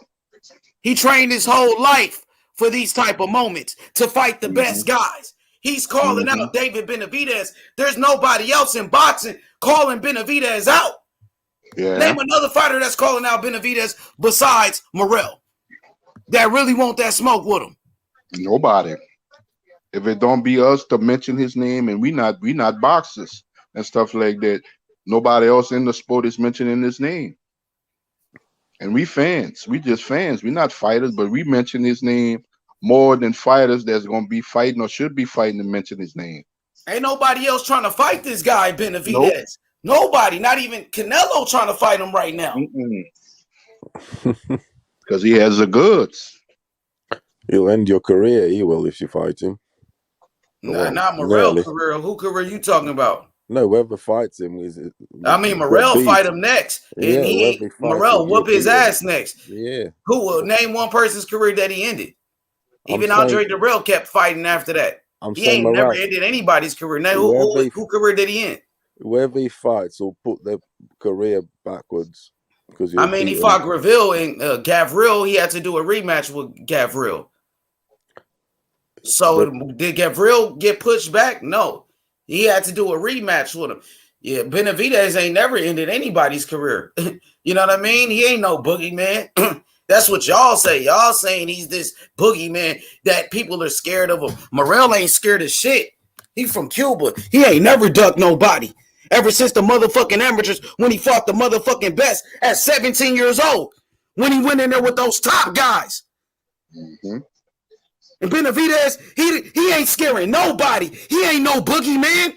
Morrell is the real boogeyman. That's what I'm on about. Morrell. Whoever he fights, he's beating him. So Benavidez, he's good. I give you that. He's a good fighter, Paolo. I totally agree with that. He's a monster. He's a beast. Benavidez. But Morrell is better. Oh, I know that. Trust me. He's a better fighter. And we got to make this fight happen because I'm looking on, I'm looking on the media, social media, and the people are saying Morrell versus Benavidez is a great fight. And the people are saying Morrell is a threat. Morrell is a threat to anybody in the weight class, including David Benavidez. Mm-hmm. Yep. He's a big threat. It's a big threat. Benavidez ain't no boogeyman rolling with the punches. Rolling with the punches. David Morrell Jr., he wants to fight Benavidez, and he'll do it next. Rolling with the punches. Benavidez, he going to all these fucking platforms, lying to the people like he's some boogeyman. Ain't nobody scared of no motherfucking Benavidez. Morrell will fight that nigga tomorrow, bro. He'll fight him in the motherfucking streets. That's what Morrell said. Morrell said he'll fight him in the streets. Who's the real boogeyman? Let's find out. Yeah, let's find out. The godfather of all sports. We want Benavidez. We want Benavidez. Morrell calling him out after motherfucking 6 fights. He only got 6 fights, and he calling him out right now. But what's motherfucking Benavidez saying? Oh, I need more time. I need more time. In 3 years, I'll fight him. Come on, bro. That's how you know it. That's how you know Morrell is a fucking threat to anybody, and Benavidez know it. He know it. He know it. He does, definitely. Go ahead, Jonathan. Go ahead, Jonathan. Oh, yeah, he know it. Because when his dad said, no, they don't need 5 fights. No, y'all as a team need 5 fights, not him. Y'all need 5 fights because that's something that y'all never faced in the ring at all. That's something that y'all never ran across in the ring at all. A fighter like David Morrell Jr. Y'all hadn't faced nothing like that. And when I took 5 fights and stuff like that, no, y'all team and David Benavidez need 5 fights before he can match up with a David Morrell Jr. Not them. They ready to go right now. Hold on. Hey, Rodney Evans, you don't know what the fuck you talking about, motherfucker. And you can hit that motherfucking free smoke link. Motherfucker, everybody talking about Morrell versus Benavidez, nigga. Just look it up, nigga. I started that shit. But they been talking about it. Motherfucker, I want to see the best fight the best, nigga. Fuck you mean? Morrell is a fucking champion. Everybody say that's a good fight. You still trying to protect these fighters, nigga? Fuck wrong with you, bro? And hit that motherfucking link and stop being a bitch, nigga. Stop being a motherfucking bitch. Because Morrell called them out. They in the same weight class. They fight on the same network. But you cool. You're cool when Benavidez call out Charlo, who fight at 160. You cool when Benavidez fight bums like Kyron Davis and Ronald Ellis, Canelo sparring partners. Bitch ass nigga. Get your bitch ass on here, nigga. Bitch ass nigga. David Morrell, he's a motherfucking champion. He's a world champion. Bitch, get your bitch ass on here. Stop being a pussy, nigga. Hoe ass nigga. You pussy. Stay in the comment section, nigga, like a side hoe. You my side hoe, nigga. Fuck wrong with you, bitch. I talk to Morrell, pussy. Fuck wrong with you. Get your bitch ass on here and stop being pussy, nigga. Come up out the bushes. Stop hiding in the bushes, nigga. Get your bitch ass out those bushes. Pussy ass nigga. I want to see the best fight the best in 2022. You fake ass boxing fans, y'all protecting fighters, bitch. My fighter, he only got 6 fights, pussy. And I'm ready to throw him in there with the so-called boogeyman, because he ain't no motherfucking boogeyman, bitch. I don't believe that. Yeah. You's a bitch, nigga. Now hit that motherfucking link, pussy. Stop being a pussy and hit that link. Hiding in the motherfucking chat. Bitch ass nigga. I'ma bitch slap you, nigga. I'ma knock your ass out, pussy. Straight up. Bitch ass nigga. Everybody talking about that shit, bitch. You just don't know shit about boxing, pussy. Bitch ass nigga. Fuck wrong with you? Yeah, go ahead, Jonathan. Continue, bro. Continue what you were saying, bro. Go ahead. Bitch ass nigga don't know shit when to hide in that motherfucking chat. Pussy ass nigga. You pussy, nigga. Hit that motherfucking link, you little bitch. You's a bitch. Hiding in the comment section, bitch. You protecting these fighters, nigga. I want to see the best fight the best. Morrell said he ready. Nigga, he was born ready, bitch. Straight up. World champion in 3 fights, pussy. Benavidez don't even have a motherfucking belt. Hoe ass nigga. Get your bitch ass on here, nigga. That's what I thought, nigga. Hoe ass nigga, you pussy. I swear to God, you won't hit that link. I just dropped that link in the comment section. Hoe ass nigga. That's what I thought, nigga. Get your bitch ass on here. Yo, Juan Antonio, what up, though? Yeah, absolutely. You're right. Absolutely, you're right. Even David, even. Yeah, what's up, man? Hey, I gotta tell you one thing, man. Even Benavidez's father said that David Morrell Jr. was too big of a threat, even for Canelo. Absolutely, even for Canelo.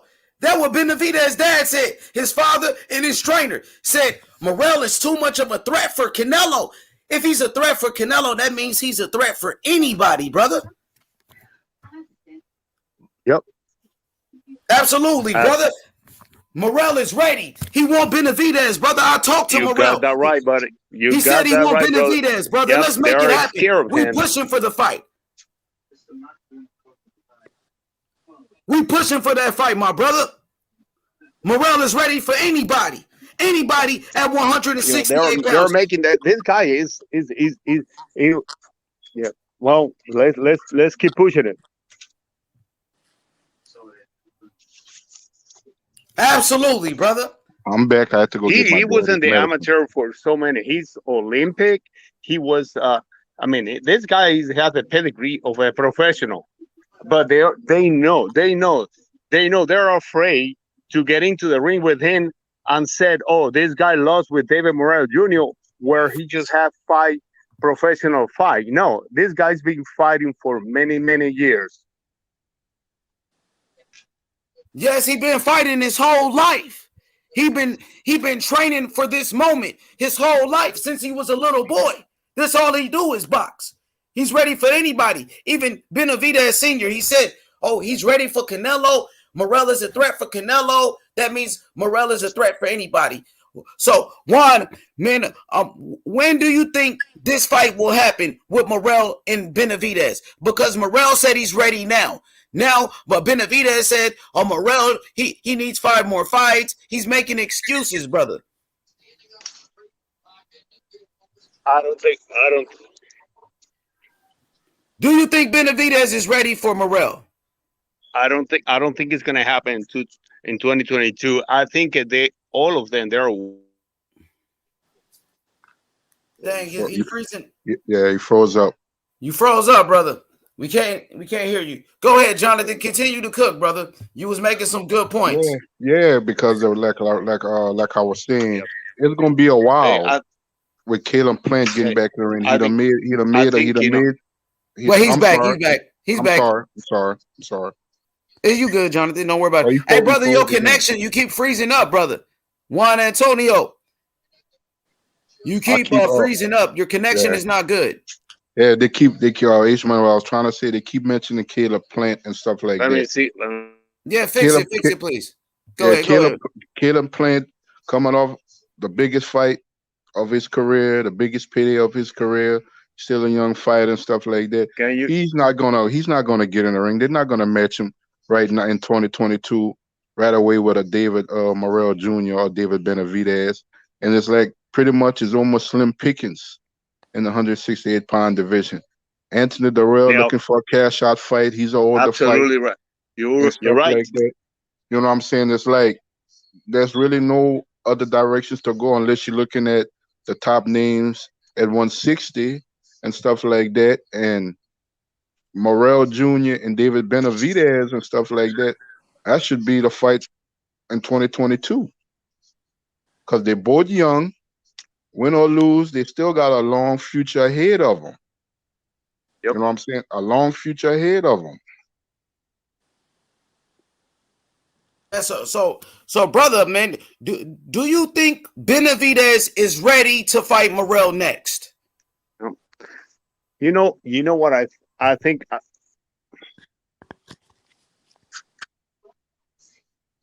What'd you say, brother? You got to say something. I can't hear you. I think David Morrell and Benavidez is a hell of a good fight. I think David Morrell Jr. and Benavidez is a hell of a. Breaking up again. Yeah, your connection. Come back in, brother. We can't really hear you. It's not good. Might be the area you're in. Probably needs to stand still instead of walking around. Stand still. Yeah, we hear you, but you got to fix it for us. Yeah. Yeah, absolutely. See you. I'm gonna listen. Okay. Come back, brother. Come back, though. We want to talk to you. Thank you, brother. Thank you, brother. But go ahead, Jonathan. Continue with the conversation. What somebody told me the other day, H-Money? He said, y'all guys who follow these different channels and stuff like that, y'all need to stop trying to be boxing matchmakers. Y'all not in the business side of the sport. I say it don't have nothing to do with that. I say we just want to see the best competition, get in the ring and challenge and fight each other. That's supposed to be the sport of boxing. That's the sport that I grew up watching.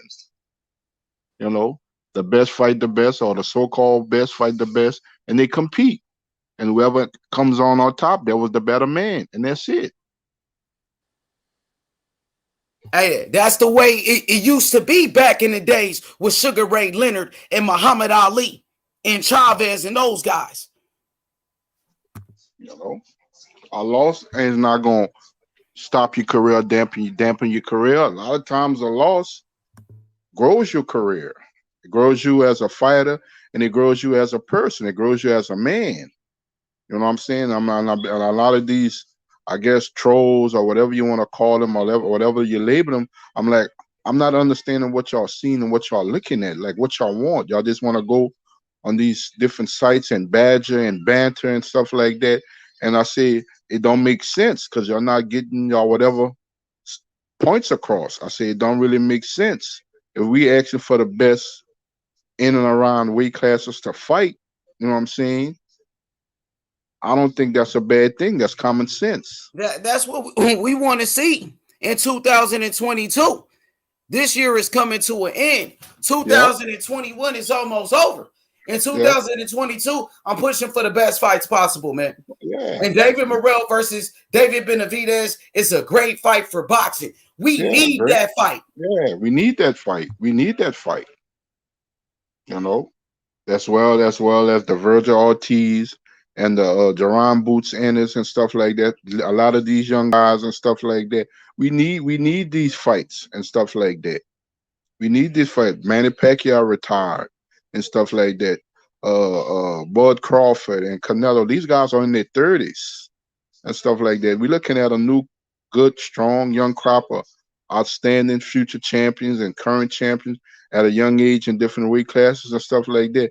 We want the sport of boxing to continue to grow because these guys not going to be around forever. And we shouldn't have to pick and choose. I wonder who's going to be the next when the next is sitting right in the front of us. A David Morrell Jr., like I said, a Boots Ennis, a Virgil Ortiz. They're sitting right there waiting for their turn and stuff like that. But if we keep prohibiting them, well, you know what? They need to fight. Need to fight who? Because all the guys that's at the top of these different weight classes are the older ones and the champions. Fight who?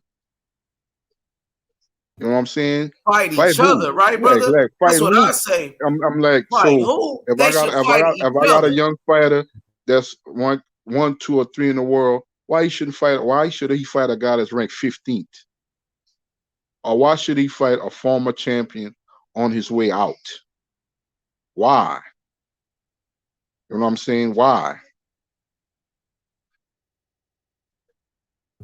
Absolutely.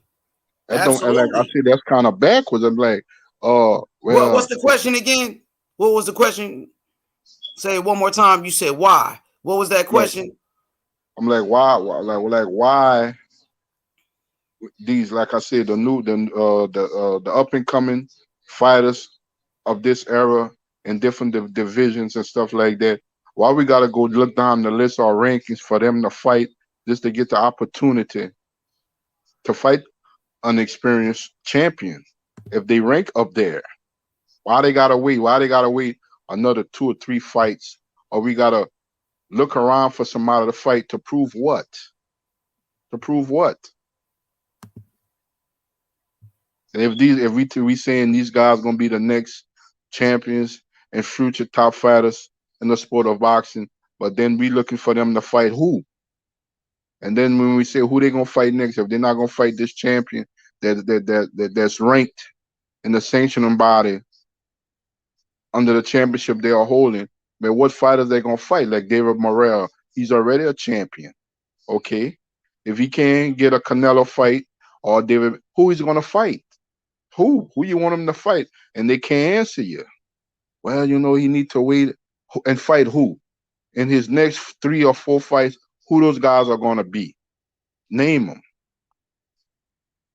And they can't say. And I don't understand that. I say, why would you make a statement like that if you don't have facts behind it? Who these guys are going to fight?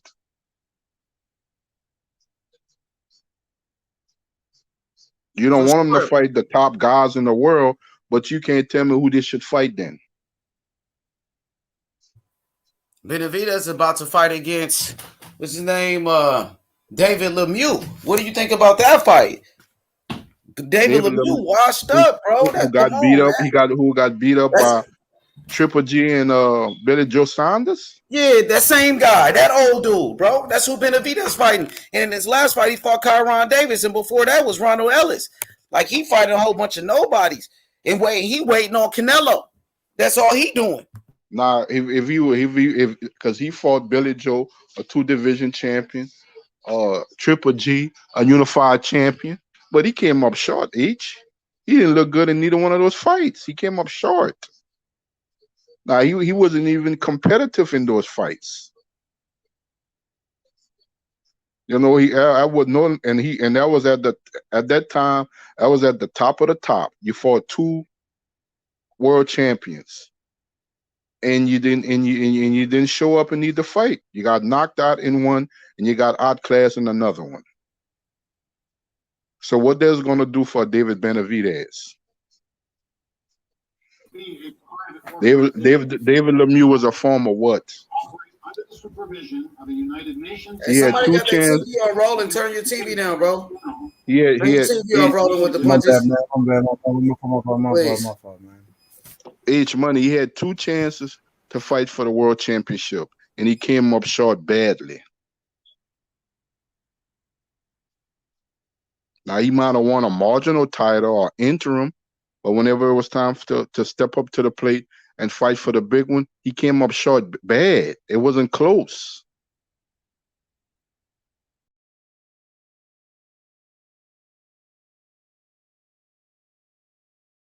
And you cooking, brother. You cooking.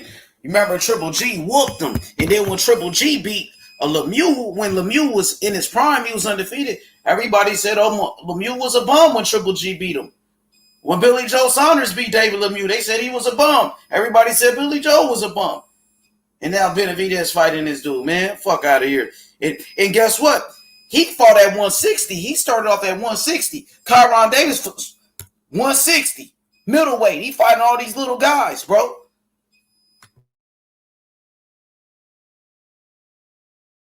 Morrell fighting, I mean, come on, man. Morrell already fighting better competition than David Benavidez. Look at Morrell, his opponent's records. Compare Fox record to Kyron Davis record. You know what I mean? Kyron Davis never fought for a world title in his whole fucking career. Let's be honest. This nigga Fox, he's a world level fighter. World level, nigga. And Morrell fucking blazed his ass. Blazed him. Only 4 rounds, bro. It only took 4 rounds. Destroyed him. And Morrell only got fucking 6 fights. Come back, Roland. Jonathan, you fell off. Come back, Johnny. Hit that like button, dog. So, my whole point is, David Morrell Jr., he only got 6 fights, and he's already fighting better competition than David Benavidez in only 6 fights. Cazares was an undefeated fighter. Lennox Allen, undefeated fighter. While Benavidez, he fighting against motherfucking Ronald Ellis. He fighting against Kyron Davis. He fighting against bums. Morrell are already fighting better competition. Morrell ready right now. Benavidez said he need more time. These Benavidez fanboys are delusional. These Benavidez fanboys are delusional, bro. Because they say, oh, Morrell ain't ready for Benavidez. Morrell ain't ready for Benavidez, but Benavidez is the one asking for more time. Who's not ready? That's Benavidez saying, I need more time to fight Morrell. Morrell said he ready for Benavidez right now.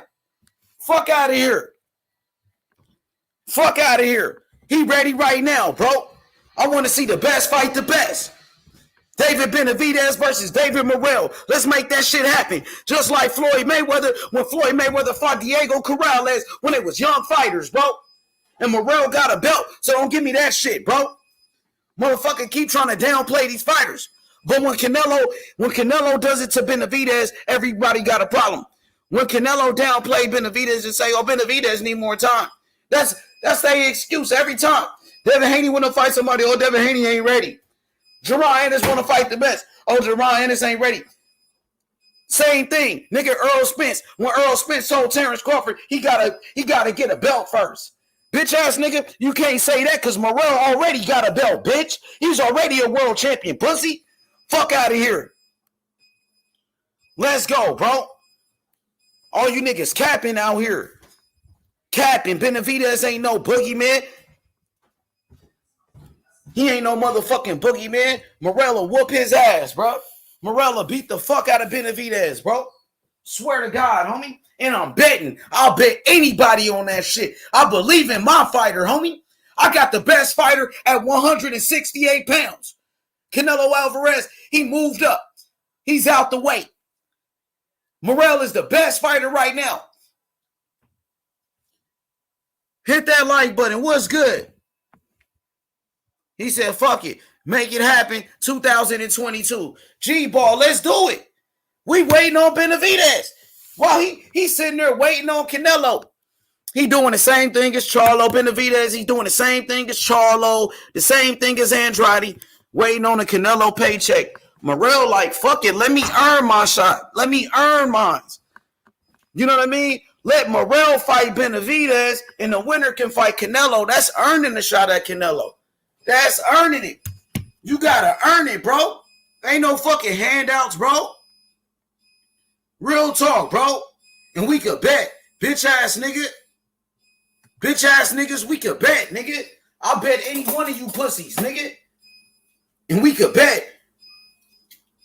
Morrell got a belt. What Benavidez got? Benavidez ain't got shit. That nigga ain't got no motherfucking belt, nigga. And what's Benavidez's best win? Benavidez got 20-something fights. What's his best win? Anthony Durrell? Make the fuck out of here, bro. Who the fuck did Anthony Durrell beat, man? Who did Anthony Durrell beat? You want to fight Canelo? You got to beat Morrell. Put it like that. You want to fight Canelo? You got to beat Morrell. The winner of David Morrell, Benavidez can fight Canelo. Same thing with Edgar Berlanga. Same thing. It's free smoke. Same thing with Caleb Plant, Demetrius Andrade. Line them up. Line them up. Morrell ready for anybody at 168, nigga. And let's make that be clear.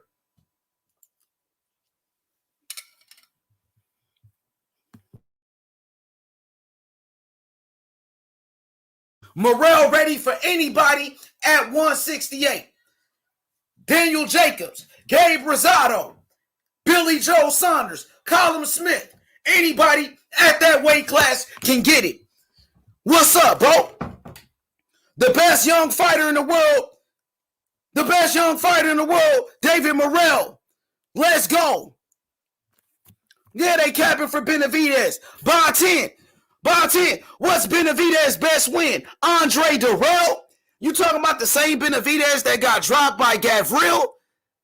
The same Benavidez that got dropped before by a nobody? The same Benavidez who had a split decision win? A split decision with Gavril? A bum from the money team, my nigga?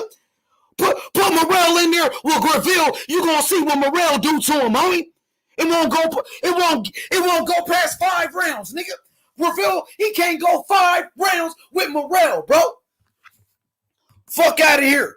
And we want all that smoke, you punk ass bitches. We want all that smoke, you punk ass bitches. Straight up. And we can bet, nigga. Fuck you mean? Let's go. He said get that Benavidez interview and let his ass know about Morrell. He know what time it is. They see the videos. We on their ass every day. They know what time it is.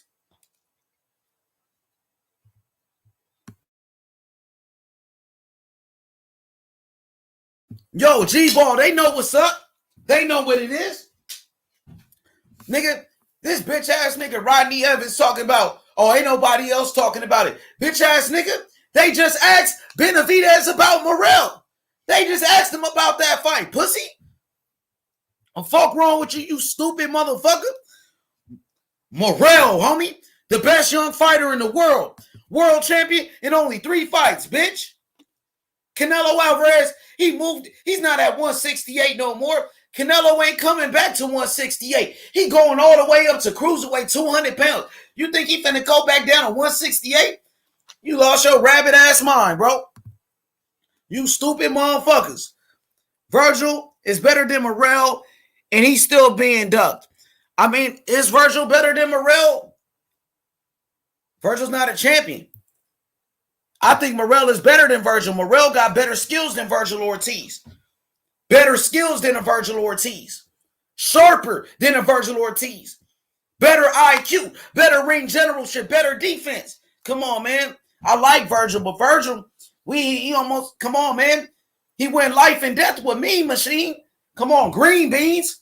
Went life and death with him. And I like Virgil. Virgil ain't fucking with no Morrell. Morrell already got a belt. Virgil don't have a belt. Fuck wrong with you? Feel me? He said Benavidez versus Morrell, fight of the year. Fight of the year, man. That's the type of shit. It take 2 to tango. Listen, Benavidez is a beast. What's good? Shelton. Patricia Shelton, the queen. What's good? What's good? Guess what, Patricia Shelton? I got a new champion. I told the world about Devin Haney years ago. I've been telling everybody Devin Haney was the best. Now look at Devin Haney. Mrs. Shelton. Devin Haney, one of the biggest stars in boxing now. He's a world champion. You know, and I told everybody, thank God. Thank God. Look at Devin Haney now. You know, and guess what? I got me a new fighter. I got me a new champion. David Morrell Jr. He's a beast. And you gonna love him, Mrs. Shelton. I promise you that, Queen. I got a new champion. I got a new fighter. It's over with. And they ducking my fighter, and he the best too. I got two of the best fighters in the world right here. You know, he only got 6 fights. And the best thing about it, I've been with Morrell ever since he had 5 fights in the beginning of his career. And I talked to him a couple of days ago. He said he wants to fight the best. He said he want to be a legend. And I'm excited. You got to check him out. He's a beast. He got the skills. He fight like Muhammad Ali. He fight like Sugar Ray Leonard and Roy Jones Jr. That's how he fight. And he got power. He knocking people out. He knocking they ass out, mama. You know, because mama said knock you out. And Morrell gonna knock you out. I promise you. H-Money putting pressure. You know how I do, bots him. I'm looking for the smoke. I dropped the link. I'm looking for the Benavidez fan. I'm trying to see where they at. Let's make this fight happen.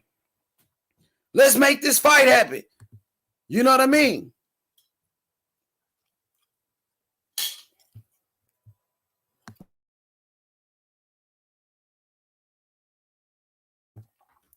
Like Bill Haney said. They say everything but let's fight. They say all that other shit but let's fight. This motherfucker Benavidez, he's saying everything but let's fight. Morrell called you out. Morrell on your ass. Now you got to answer, homie, because you was talking all that shit about Charlo, bro. But you won't keep that same energy with my fighter, David Morrell Jr. I bet he won't keep that same energy. I promise you, mama. I promise you, Mrs. Shelton. They know better to run up on any one of my fighters. They know better when we stay ready. Who's this punch dude, H? I don't know. I ain't gonna give it no shine. You know what I'm saying? Hit the like button, subscribe to the channel. We here talking about boxing. And guess what? Can't nobody fuck with my fighter, bro. I put everything on that shit, dog. I put that on my motherfucking life. Ain't nobody gonna beat him. I put that shit on my motherfucking life. Cuba, stand up. CB3, we in here. Cuba, let's go. For all the great champions. All the great champions that couldn't turn professional, like Teofilo Stevenson, Iris Landy Savant, Angel Espinosa, all of those great champions from Cuba. And David Morrell Jr., he's the next era. You know what I'm saying? He's the new generation. He taking over. Real talk. What's up, Abe? What's up? Where you at, Abe? Let's go. Mad Dog H. He said, I like this new batch of Cuban fighters, Sanchez, Morrell, and he said the Joel Gomez. Yeah, Frank Sanchez, David Morrell, who else? Ugas, Yordenis Ugas. You know, like you said, Gomez, he's a beast. All of them boys from Cuba, man, very smart fighters. They got a lot of talent. They got a lot of skills. For sure. Future's bright for Cuba, definitely pros. There's more coming through. They always breed fighters, man. They've been doing this shit forever. It's just, you know, because of their country, they couldn't turn professional. It was against the law for Cubans to turn professional, you know, so they couldn't become professional boxers. If they, man, imagine if those great Cuban fighters like Teofilo Stevenson, if he turned professional, he would have been heavyweight champion. He would have been probably the greatest fighter ever.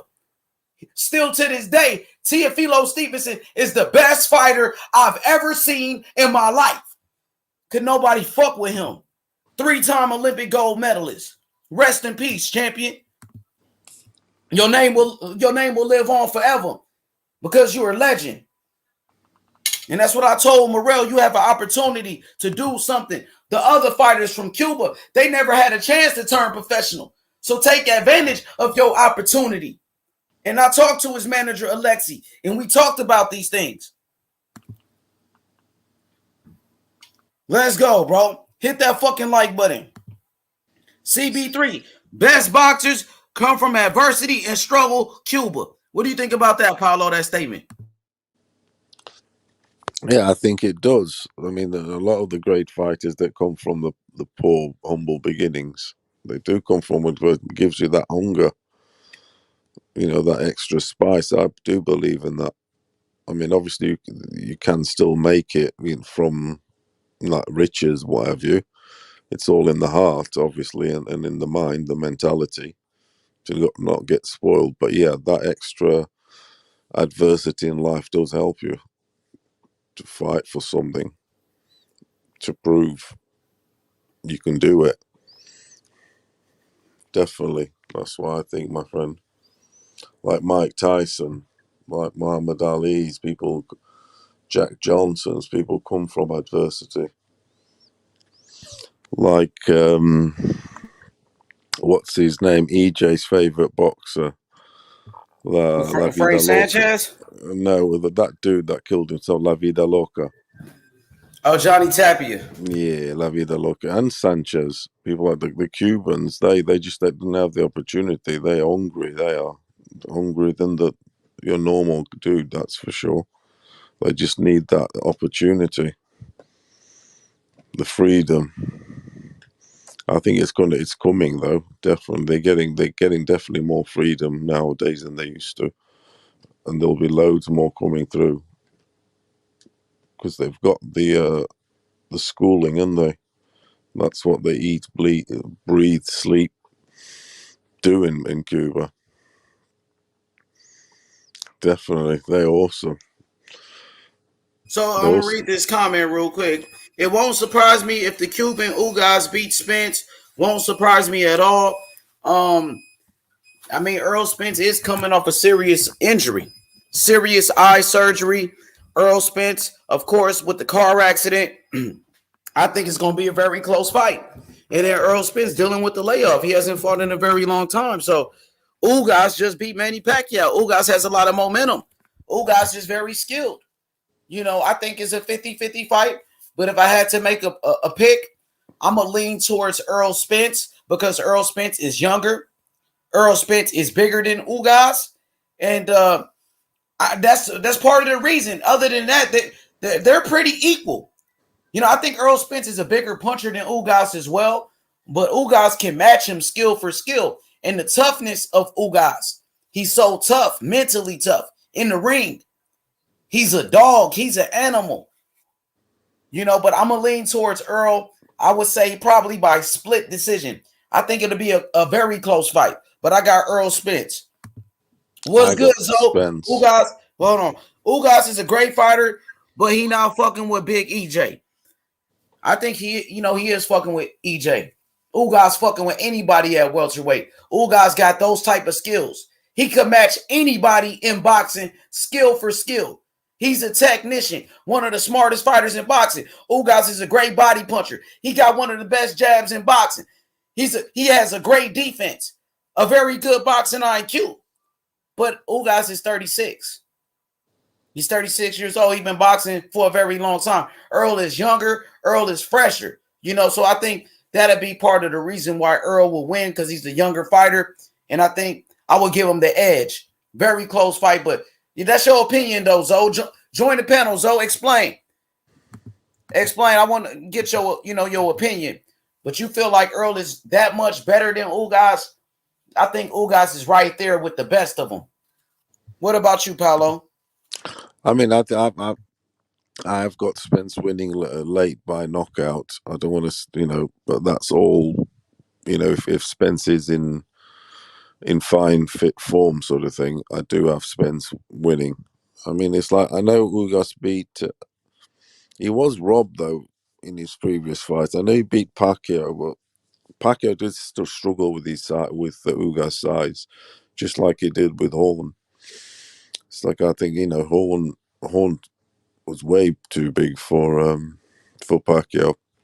So anyway, I mean, it's still a great win, the Pacquiao, of course it is. But Spencer's just another, he's more proven, just sound. He is. I've got Spence winning that, but my friend, I really do. But it's going to be tough, definitely tough, because that Ugas is, he's realised his dream, so to speak. He's on top now. Oh, we got a special guest on the panel. We got Philly Zoe, best of the best boxing. What's good, best of the best? Salute. Goody Ace Money. What's My goody? What's up with boy, everybody what's on the phone? good? Hey, shit, man. I just jumped on here. I hear y'all on here rapping. I was looking in your comments and hear y'all on here rapping about as far as Ugas and Spence. I agree with you too. I agree with you, Ace Money. I think I'm looking at that. I'm looking at that at like 50-52 because Ugas got like a awkward kind of style. Like that's how he beat Manny. Cause I'm gonna tell you, I think Manny lost to Ugas for real. Cause he ain't prepared for that kind of style. He ain't prepared for that kind of style that Ugas brought to the table, and he was catching the shit out Manny with a lot of that with that overhand joint too. So I don't really. I mean, I got Earl. I'm with you as far as Earl should edge it out, but it's gonna be rough. It's gonna be rough. It ain't gonna be this ain't no walk. And I'm gonna tell you, as far as what Earl been showing me, as far as his all the with Danny fight, as far as the Danny fight and the motherfucking back to Mikey Garcia, everything I ain't really seen I don't respect Earl for the man down syndrome situation. I don't respect that man down shit. Cause he don't do a lot of man down. I don't see a lot of man down. He don't do a lot of man down far as what I see. So I got him edge. He might can edge it out. Like you say, I think he might edge it out, but it's gonna be rough. And like the lady said in your chat, I ain't gonna be surprised if he lose. I wouldn't be surprised if he lose. I ain't gonna be surprised. We got Philly Zoe on the panel. Philly Zoe feel like Earl gonna win easy. He said Big EJ on a different level. So Zoe said Earl gonna whoop his ass. Go ahead, Zoe. So I'm explaining. I feel like it's going to be one-sided, but I'm explaining though. I feel like Ugas is an accurate puncher, great boxer. I believe he's going to stay in the fight. The problem is his work rate. And we know EJ got a high work rate. So EJ gonna work from round 1 to round 12. Now, I don't think EJ gonna hurt him. I think he's gonna be in the fight the whole time, but he gonna outdog him. So he just gonna carry him through the fight. Because Ugas the dog, he gonna stand in there. I think Ugas is gonna touch EJ too. I'm a big EJ fan. I always make that clear. I just think the style is gonna make the fight on this part. Because even with Manny Pacquiao, I think Manny Pacquiao threw 400 more punches than Ugas. And I feel like they just gave it to Ugas because he was already robbed from the Sean Porter fight. Ugas going to land some clean punches. I see him landing on EJ. But I think EJ being southpaw, the way his style, that body punching, that high output mode, I think he's gonna beat him easily from a point system. Like we're gonna be looking at it like, all right, EJ won that round, but Ugas did good. EJ won that round, but Ugas did good. I don't feel like the fight is ever gonna just flop over to Ugas' side where we feel like he's dominating. I just feel like he's gonna stay in the fight, but I think EJ just gonna win, like kind of convincingly. That's interesting. I'm Cause like, we'll see though. I mean, I don't know, man. It's something about. Man, let him know, man. I want to hear this debate. Come on, let's get it going. Like, I don't think my thing is EJ ain't gonna have him like. I'm not gonna say he's gonna be low volume like Danny Garcia, but Ugas, he'll really time you. Like he take his time. For a Cuban boxer, he does have awkward angles, which I feel like that's why he catches people as easy as he does, but his work rate is just not high. I haven't seen Ugas' work rate be high. So I feel like him being an older fighter, I'm not saying he doesn't have it in his toolbox, but from the last 2 performances I've seen, his work rate wasn't high. So I feel like it's going to be harder to fight the way EJ puts out the fight. We seen EJ come off the accident against Danny with still a high work rate, still the similar game plan, keeping the jab up, keeping the body punches up, and just keeping that work rate high. So, But would you agree with me that his man down that he not really a knockout artist? Would you agree with me with that? I would say that I would agree with you in the sense that he's been fighting champions, and it's not as easy to knock out a bunch of champions. Now, you most likely a Bud Crawford fan. Am I Well, right? no, I don't want to say that. I'm a boxing fan. I do like Bud Crawford. I got a lot of guys that I like, but I try to keep it. Okay. I try to keep it straight down the middle. I don't do the. Okay. Okay. Yeah. Okay. Well, I feel like he has a level of knockout power. I feel like any fight, EJ is strong and powerful, but I don't think that he fights looking for the knockout. You know, like how we seen T.O. did with George Kambosos. I don't think Right. EJ fights like that. He's looking to break you down. If he could get the stoppage, he will stop you. But if you Right. belong there with him, because he's been fighting champions consistently, we can't take that away from him. Right. So I don't think Well, it's I still would say I feel like he should have knocked out Mikey Garcia. When you bring a I know Mike Garcia champion, you bring a champion up from 2 divisions down. I just feel like he should be treated like Triple G treated Kell Brook, because like I like Kell Brook a lot. Kell Brook, I was a big Kell Brook fan when Kell Brook was undefeated at 147, and I thought it was the dumbest fucking decision in the world for him to go to 160 to try to fight Triple G when he could have just stayed right there before Errol Spence, which I think he would have did a better job, and it would have been a good fight too, a lot better than the one that he had with one eye already broke. But I think that he should have knocked Mikey Garcia out. And I think that it's an excuse that a lot of people try to use. They try to say that he wanted to just box with Mikey Garcia to show everybody that he could box. I feel like if you know you could get him out of there, you gonna get him out of there. I feel like if Mikey Garcia fought Bud will punish Mikey Garcia. I think Bud will stop Mikey Garcia. Bud I is mean, a Bud to me. Bud to me is a knockout artist. It goes to show over and over. I mean, I don't care who Bud fight, whether they a champion or whether they not a champion.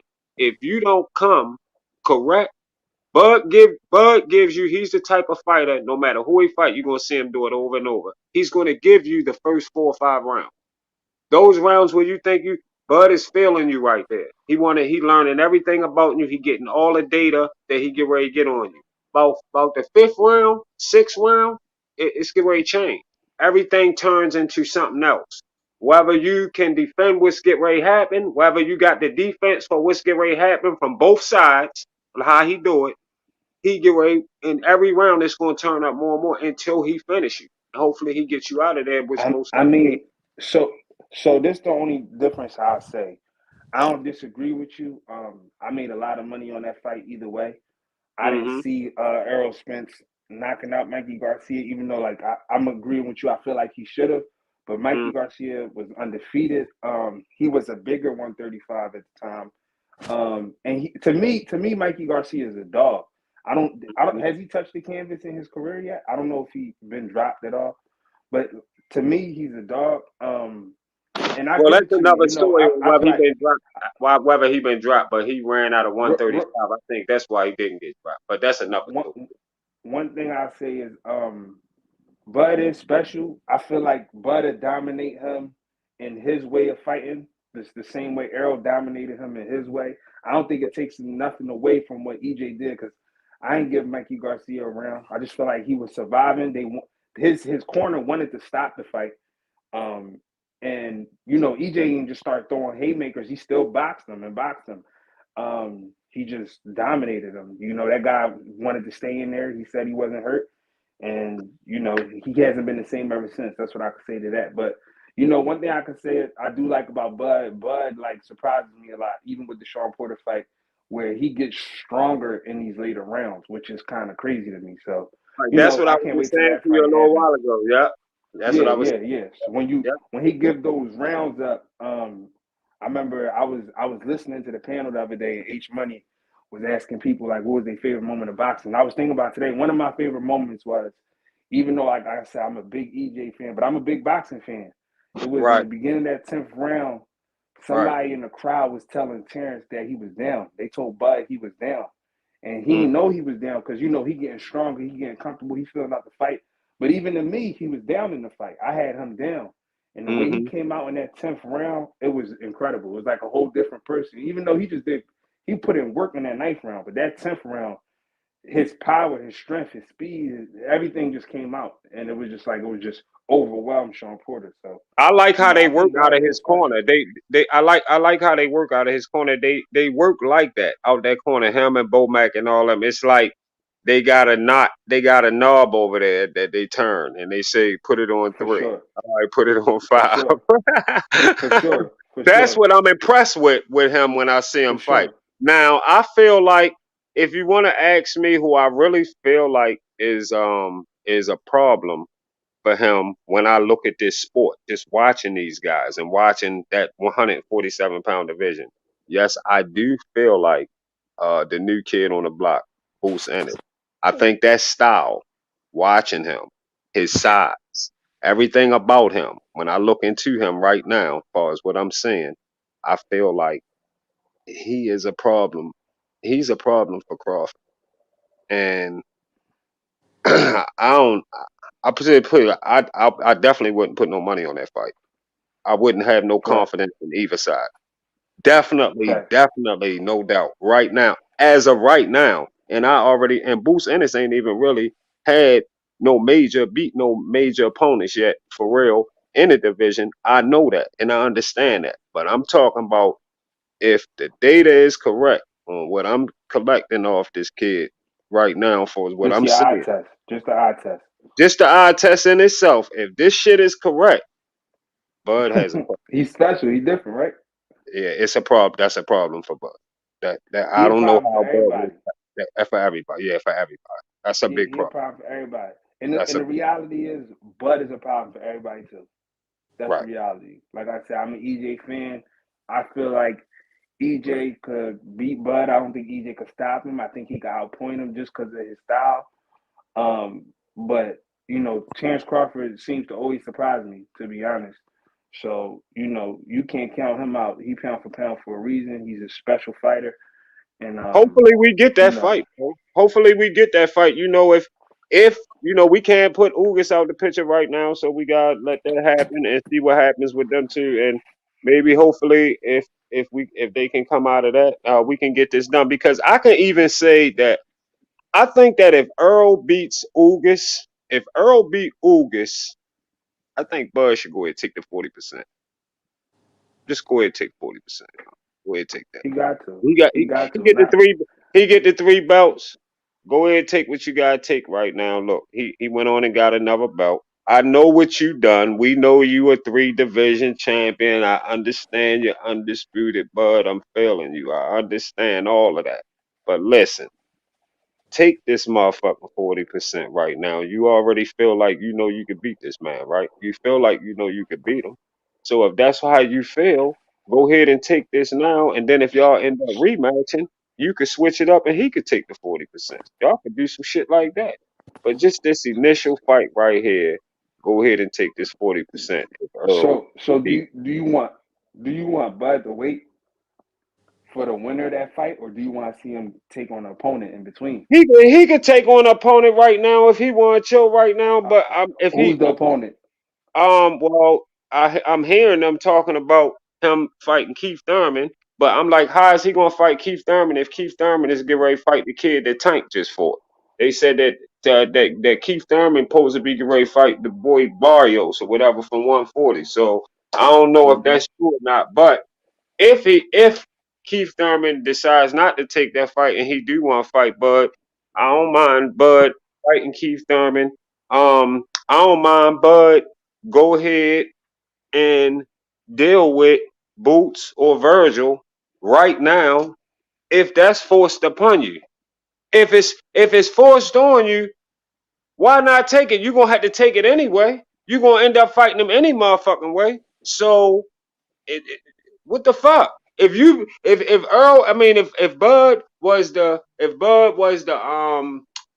fight the winner of Ugas and Spence, and let's say Bud beat Spence or whatever, and he get the belts or whatever, he be undisputed, whatever the fuck happens. You gonna be at 147. If you don't want us to think you a runner, because we gonna talk about you if you look like you scared. So you're gonna have to fight. Right. You're gonna have to fight Boots. Because I'm going to talk about you on Spade is a Spade. Much as I love you, I talk about you good. I'm going to cut it down the middle. I'm going to say it, Right. I don't look good. Like you like trying to get out of there. I've been talking about Shorty. You got to give him, you got to dance with him. So that's Right. how I feel about that. So, so go ahead and do it now. Fuck it. He right Right. there talking about he'll fight y'all right now. If you lose, if Bud lose, so what? So what?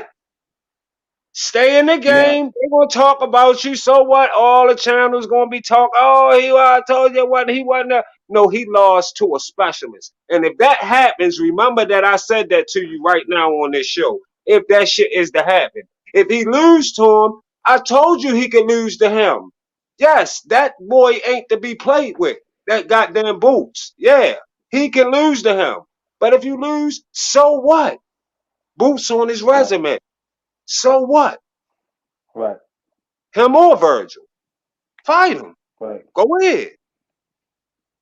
I feel Don't, I feel like with that being said, Bud is in a tougher position than Spence right now. Even though Spence is facing a champion, I feel like I'm not gonna say tougher. Spence in a tougher position, Bud got a little more pressure.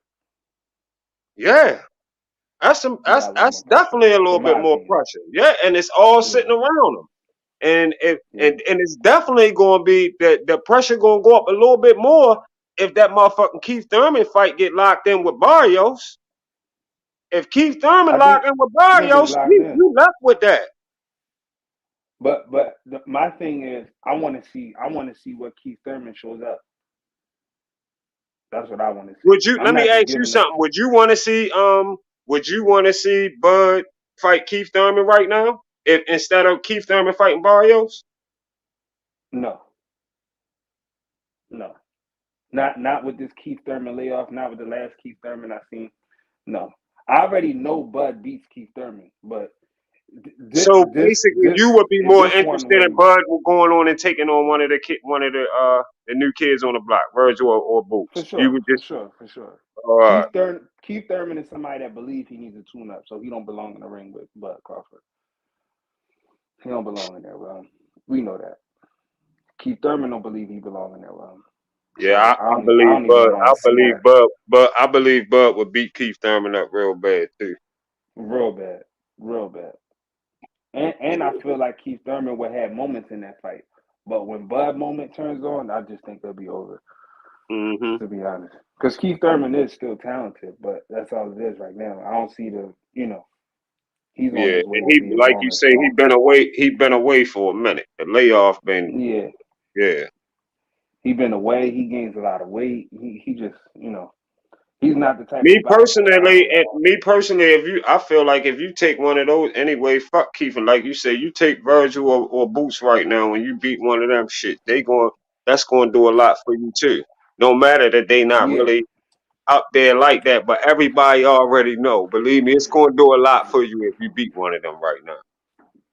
and to me, I feel like those guys is dangerous. Either one of them, Right, for EJ or Bud, those guys is dangerous fighters. right, Even with their lack of experience, their right, youth, those guys are dangerous fighters. right. And for me, I feel like Boots' talent to me supersedes how special Virgil Ortiz is as well. I feel like Virgil Ortiz is real special. I'm a They big fan of Virgil as well. What do you think they should put them in now, or should that marinate right now? Do you feel like that should sit around and wait for a while, or do you Me, think those me, two could go in right I'm now? I'm one of them people that don't mind waiting. So honestly, my opinion is I can wait. I watch the little undercards, the prelims, the little guys build up their resume. I want to pay for that fight. Shit, I want to So probably go to that fight. You know what I'm saying? You would rather continue to watch Virgil and Boots grow and then face each other, maybe when they Yeah, got but back and all at that kind. least, exactly. I definitely want them to get some live opponents, some tougher challenges. But yeah, like I feel like they could probably beat on Conor Ben or something, or even though Conor Right, Ben to me is he's a live opponent. But right. things like that. You know what I mean? Somebody need So to do something with him right now anyway, because he's doing a lot of yeah, talking. So he's somebody doing a need to lot do of something talking. with him right now. Yeah. I feel like Virgil need to go get that bag overseas. since they both with the zone, go get that bag overseas, and then set himself up however he got to set himself up. So 147 definitely 147 definitely is exciting. It's an exciting division, and I really think excited. I think 135 can be just as exciting as 147 if they get shit going down there. It could be just as exciting. The tank bullshit is just that shit got to stop. He got to get up out that shit he in because they fucking his career all up. And Gary Russell can even get in the mix with them boys. He can come up and get in the mix with them because they gotta get their careers going, man. Niggas sitting around, ain't nothing going on. They could have that 135 motherfucker going crazy down there. No, It's a that's lot of real. shit, a lot of good talent down there. So Yeah, and they got some young guys like Frank Martin, Keyshawn Davis. They got yeah, young man. guys that's going to be on the hunt in like 3 years, 2 years. So You know who else I I like like? the I like the little 135 kid. division. I like the little kid in New York. With the red hair. I like short little Chris Colbert. Chris Colbert, I Oh think he yeah. 130 right now though. I think he Yeah, he 130. 130 though. Yeah, he 130. Yeah, Yeah, I like he gonna Shorty. have to deal with Shakur. He gonna have to deal with Yeah, Shakur yeah, 130. yeah. That's cool. And them So two been having some words too. Them two been having a few yeah, words with each other too. I just dropped yeah. did a joint on him and Shakur. Yeah, I'm on record saying like I don't think nobody in them weight in that area. I think only Tank could stand Shakur, but I don't think nobody could stand Shakur. Not from what I see with the eye test. Obviously, Devin Haney too. As Devin Haney matures, I think Devin Haney will eventually be able to deal with that. But right now, just like where they at right now, skill for skill, I don't think none of them fucking with Shakur. I think Right. Shakur just different. That's how I see it though. Like I was Well, one of them people that was saying, Shakur got those, and Shakur sitting on a situation right now where they waiting to see. They trying to make that Valdez situation, but if that Valdez situation don't come into play, him, that's like we be talking now about all the other motherfuckers. They might as well get that shit off their chest right now. Shakur and Colbert, because Colbert got one of them underbelts. He don't got no super belt. He don't got a main belt. He got what I call a CBB belt, a confidence builder belt. He got one of them belts. okay, But okay. they could go ahead and do something right now too. That's a good fight. Shakur and Chris Colbert at You feel 130 like? if he not gonna put Valdez in there. Do you feel like Colbert is ready, like for the challenge? Have you seen them two? Did you see the them two going at it on the they was I on was. who the fuck show they They was was on? on TBV channel. Somebody showed, man, them motherfuckers, man, they got the Yeah, cussing, they calling each other bitches all on the show. They had to cut the yeah. thing. They cut Chris Colbert out the motherfucking thing because they wouldn't No, stop calling each other I bitches. was And watching it. I was watching it while it was happening. Like I was on that channel while it was happening. So I seen it live as it was happening. And then I had came on this channel and let them know. But then somebody else, I think it was Shadow Ghost, already had let them know. But yeah, I seen it while it was happening. Though. yeah, they need to Yeah, for let them sure. go ahead I and seen rock. it. I say let them go ahead. Go ahead. I mean, that's a title defense fight for Shakur. Go ahead. You just got the belt. You a champion now. If you ain't going, if they ain't letting you unify with Valdez right now, I think Valdez should be the most. Valdez is the main. I would want Valdez as that's what I would be looking to do if I'm in Shakur's shoes right now. I'm trying to get Valdez right now. But if y'all ain't trying to let me get Valdez, then fuck it, give me a title defense. I do a title defense with this motherfucking Chris Colbert. Yeah, Shakur right now, I feel like he's just he's just the one right now. I just feel like he's gonna take over both divisions like in about 4 years. He'll be undisputed 130, undisputed 135. I mean, he'll eventually do his thing at 140. But yeah, Shakur is special. He real special. But I think it's gonna be a hard fight to make, honestly, because Colbert with Showtime, and I don't know, has he been doing any main events? I don't really know. I haven't seen him in a while. So I Colbert just feel ain't. like right Chris now, Colbert ain't. Chris Colbert ain't. I think he only been on. He won that belt that he got on the undercard, but he been okay, on. yeah. He been on the undercard on somebody fight main event fights a couple times.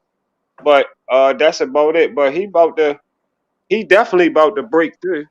He going he definitely about to break through. But I mean, being on the PBC is his problem.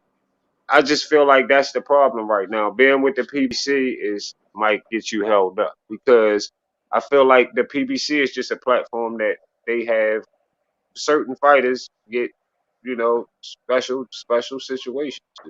If you're not, if you're not in that bucket, then Hey, nothing is gonna happen. I disagree with that. Best of the best. I feel like the PBC, they have been making the biggest stars in boxing recently. You know what I mean? You look at the career of a Floyd Mayweather. You look at Tank Davis, who's one of the biggest names in boxing. Canelo last fight was on the PBC with Caleb Plant.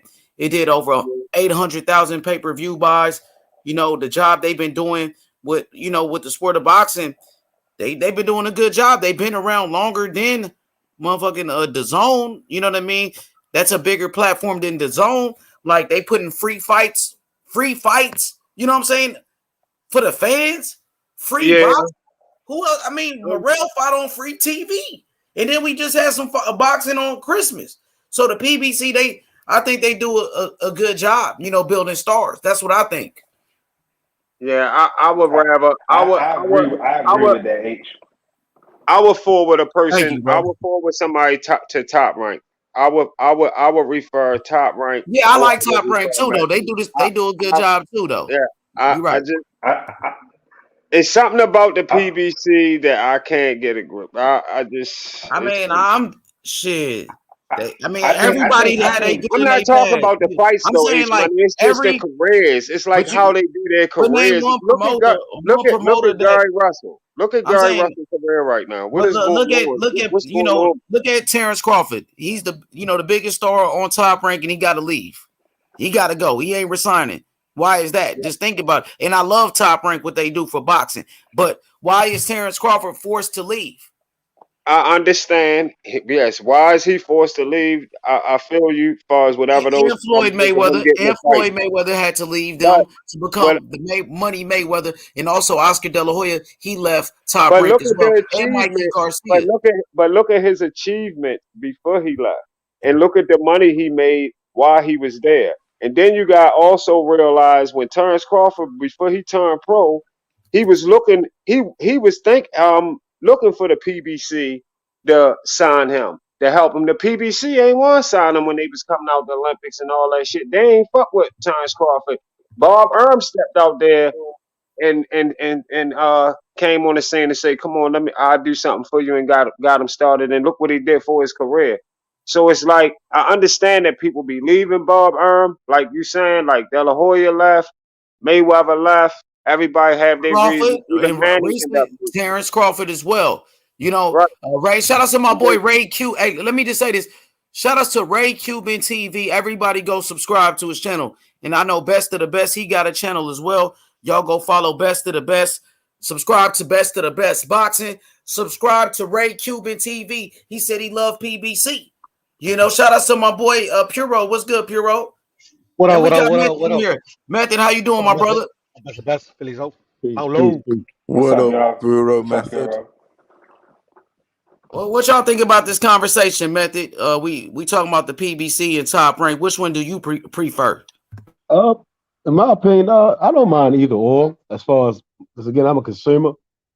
I don't think you can go wrong with PBC fights or top rank fights. When it comes down to like a competitive edge, uh, I would always say top rank seems to have more competitive fights. We've seen that in history. I mean, Floyd Mayweather began there, and Oscar, let's just say Oscar De La Hoya. Many fighters they made their name there with top rank. And PBC being more so new to the game or new to the sport, they haven't been around for 30, 40 plus years. So it's going to take some time for them to get to the position that they really want to be in, especially when you have the zone just coming out the water, trying to, get afloat. And the way the zone came into business is to try to like step on the toes of top rank, step on the toes of PBC. And do I think that PBC could probably have more competitive fights? I think so. I think it can all happen if they start to work together. You understand what I'm saying? And only people that's going to win is the fans when both these platforms work together. Like if I had to pick,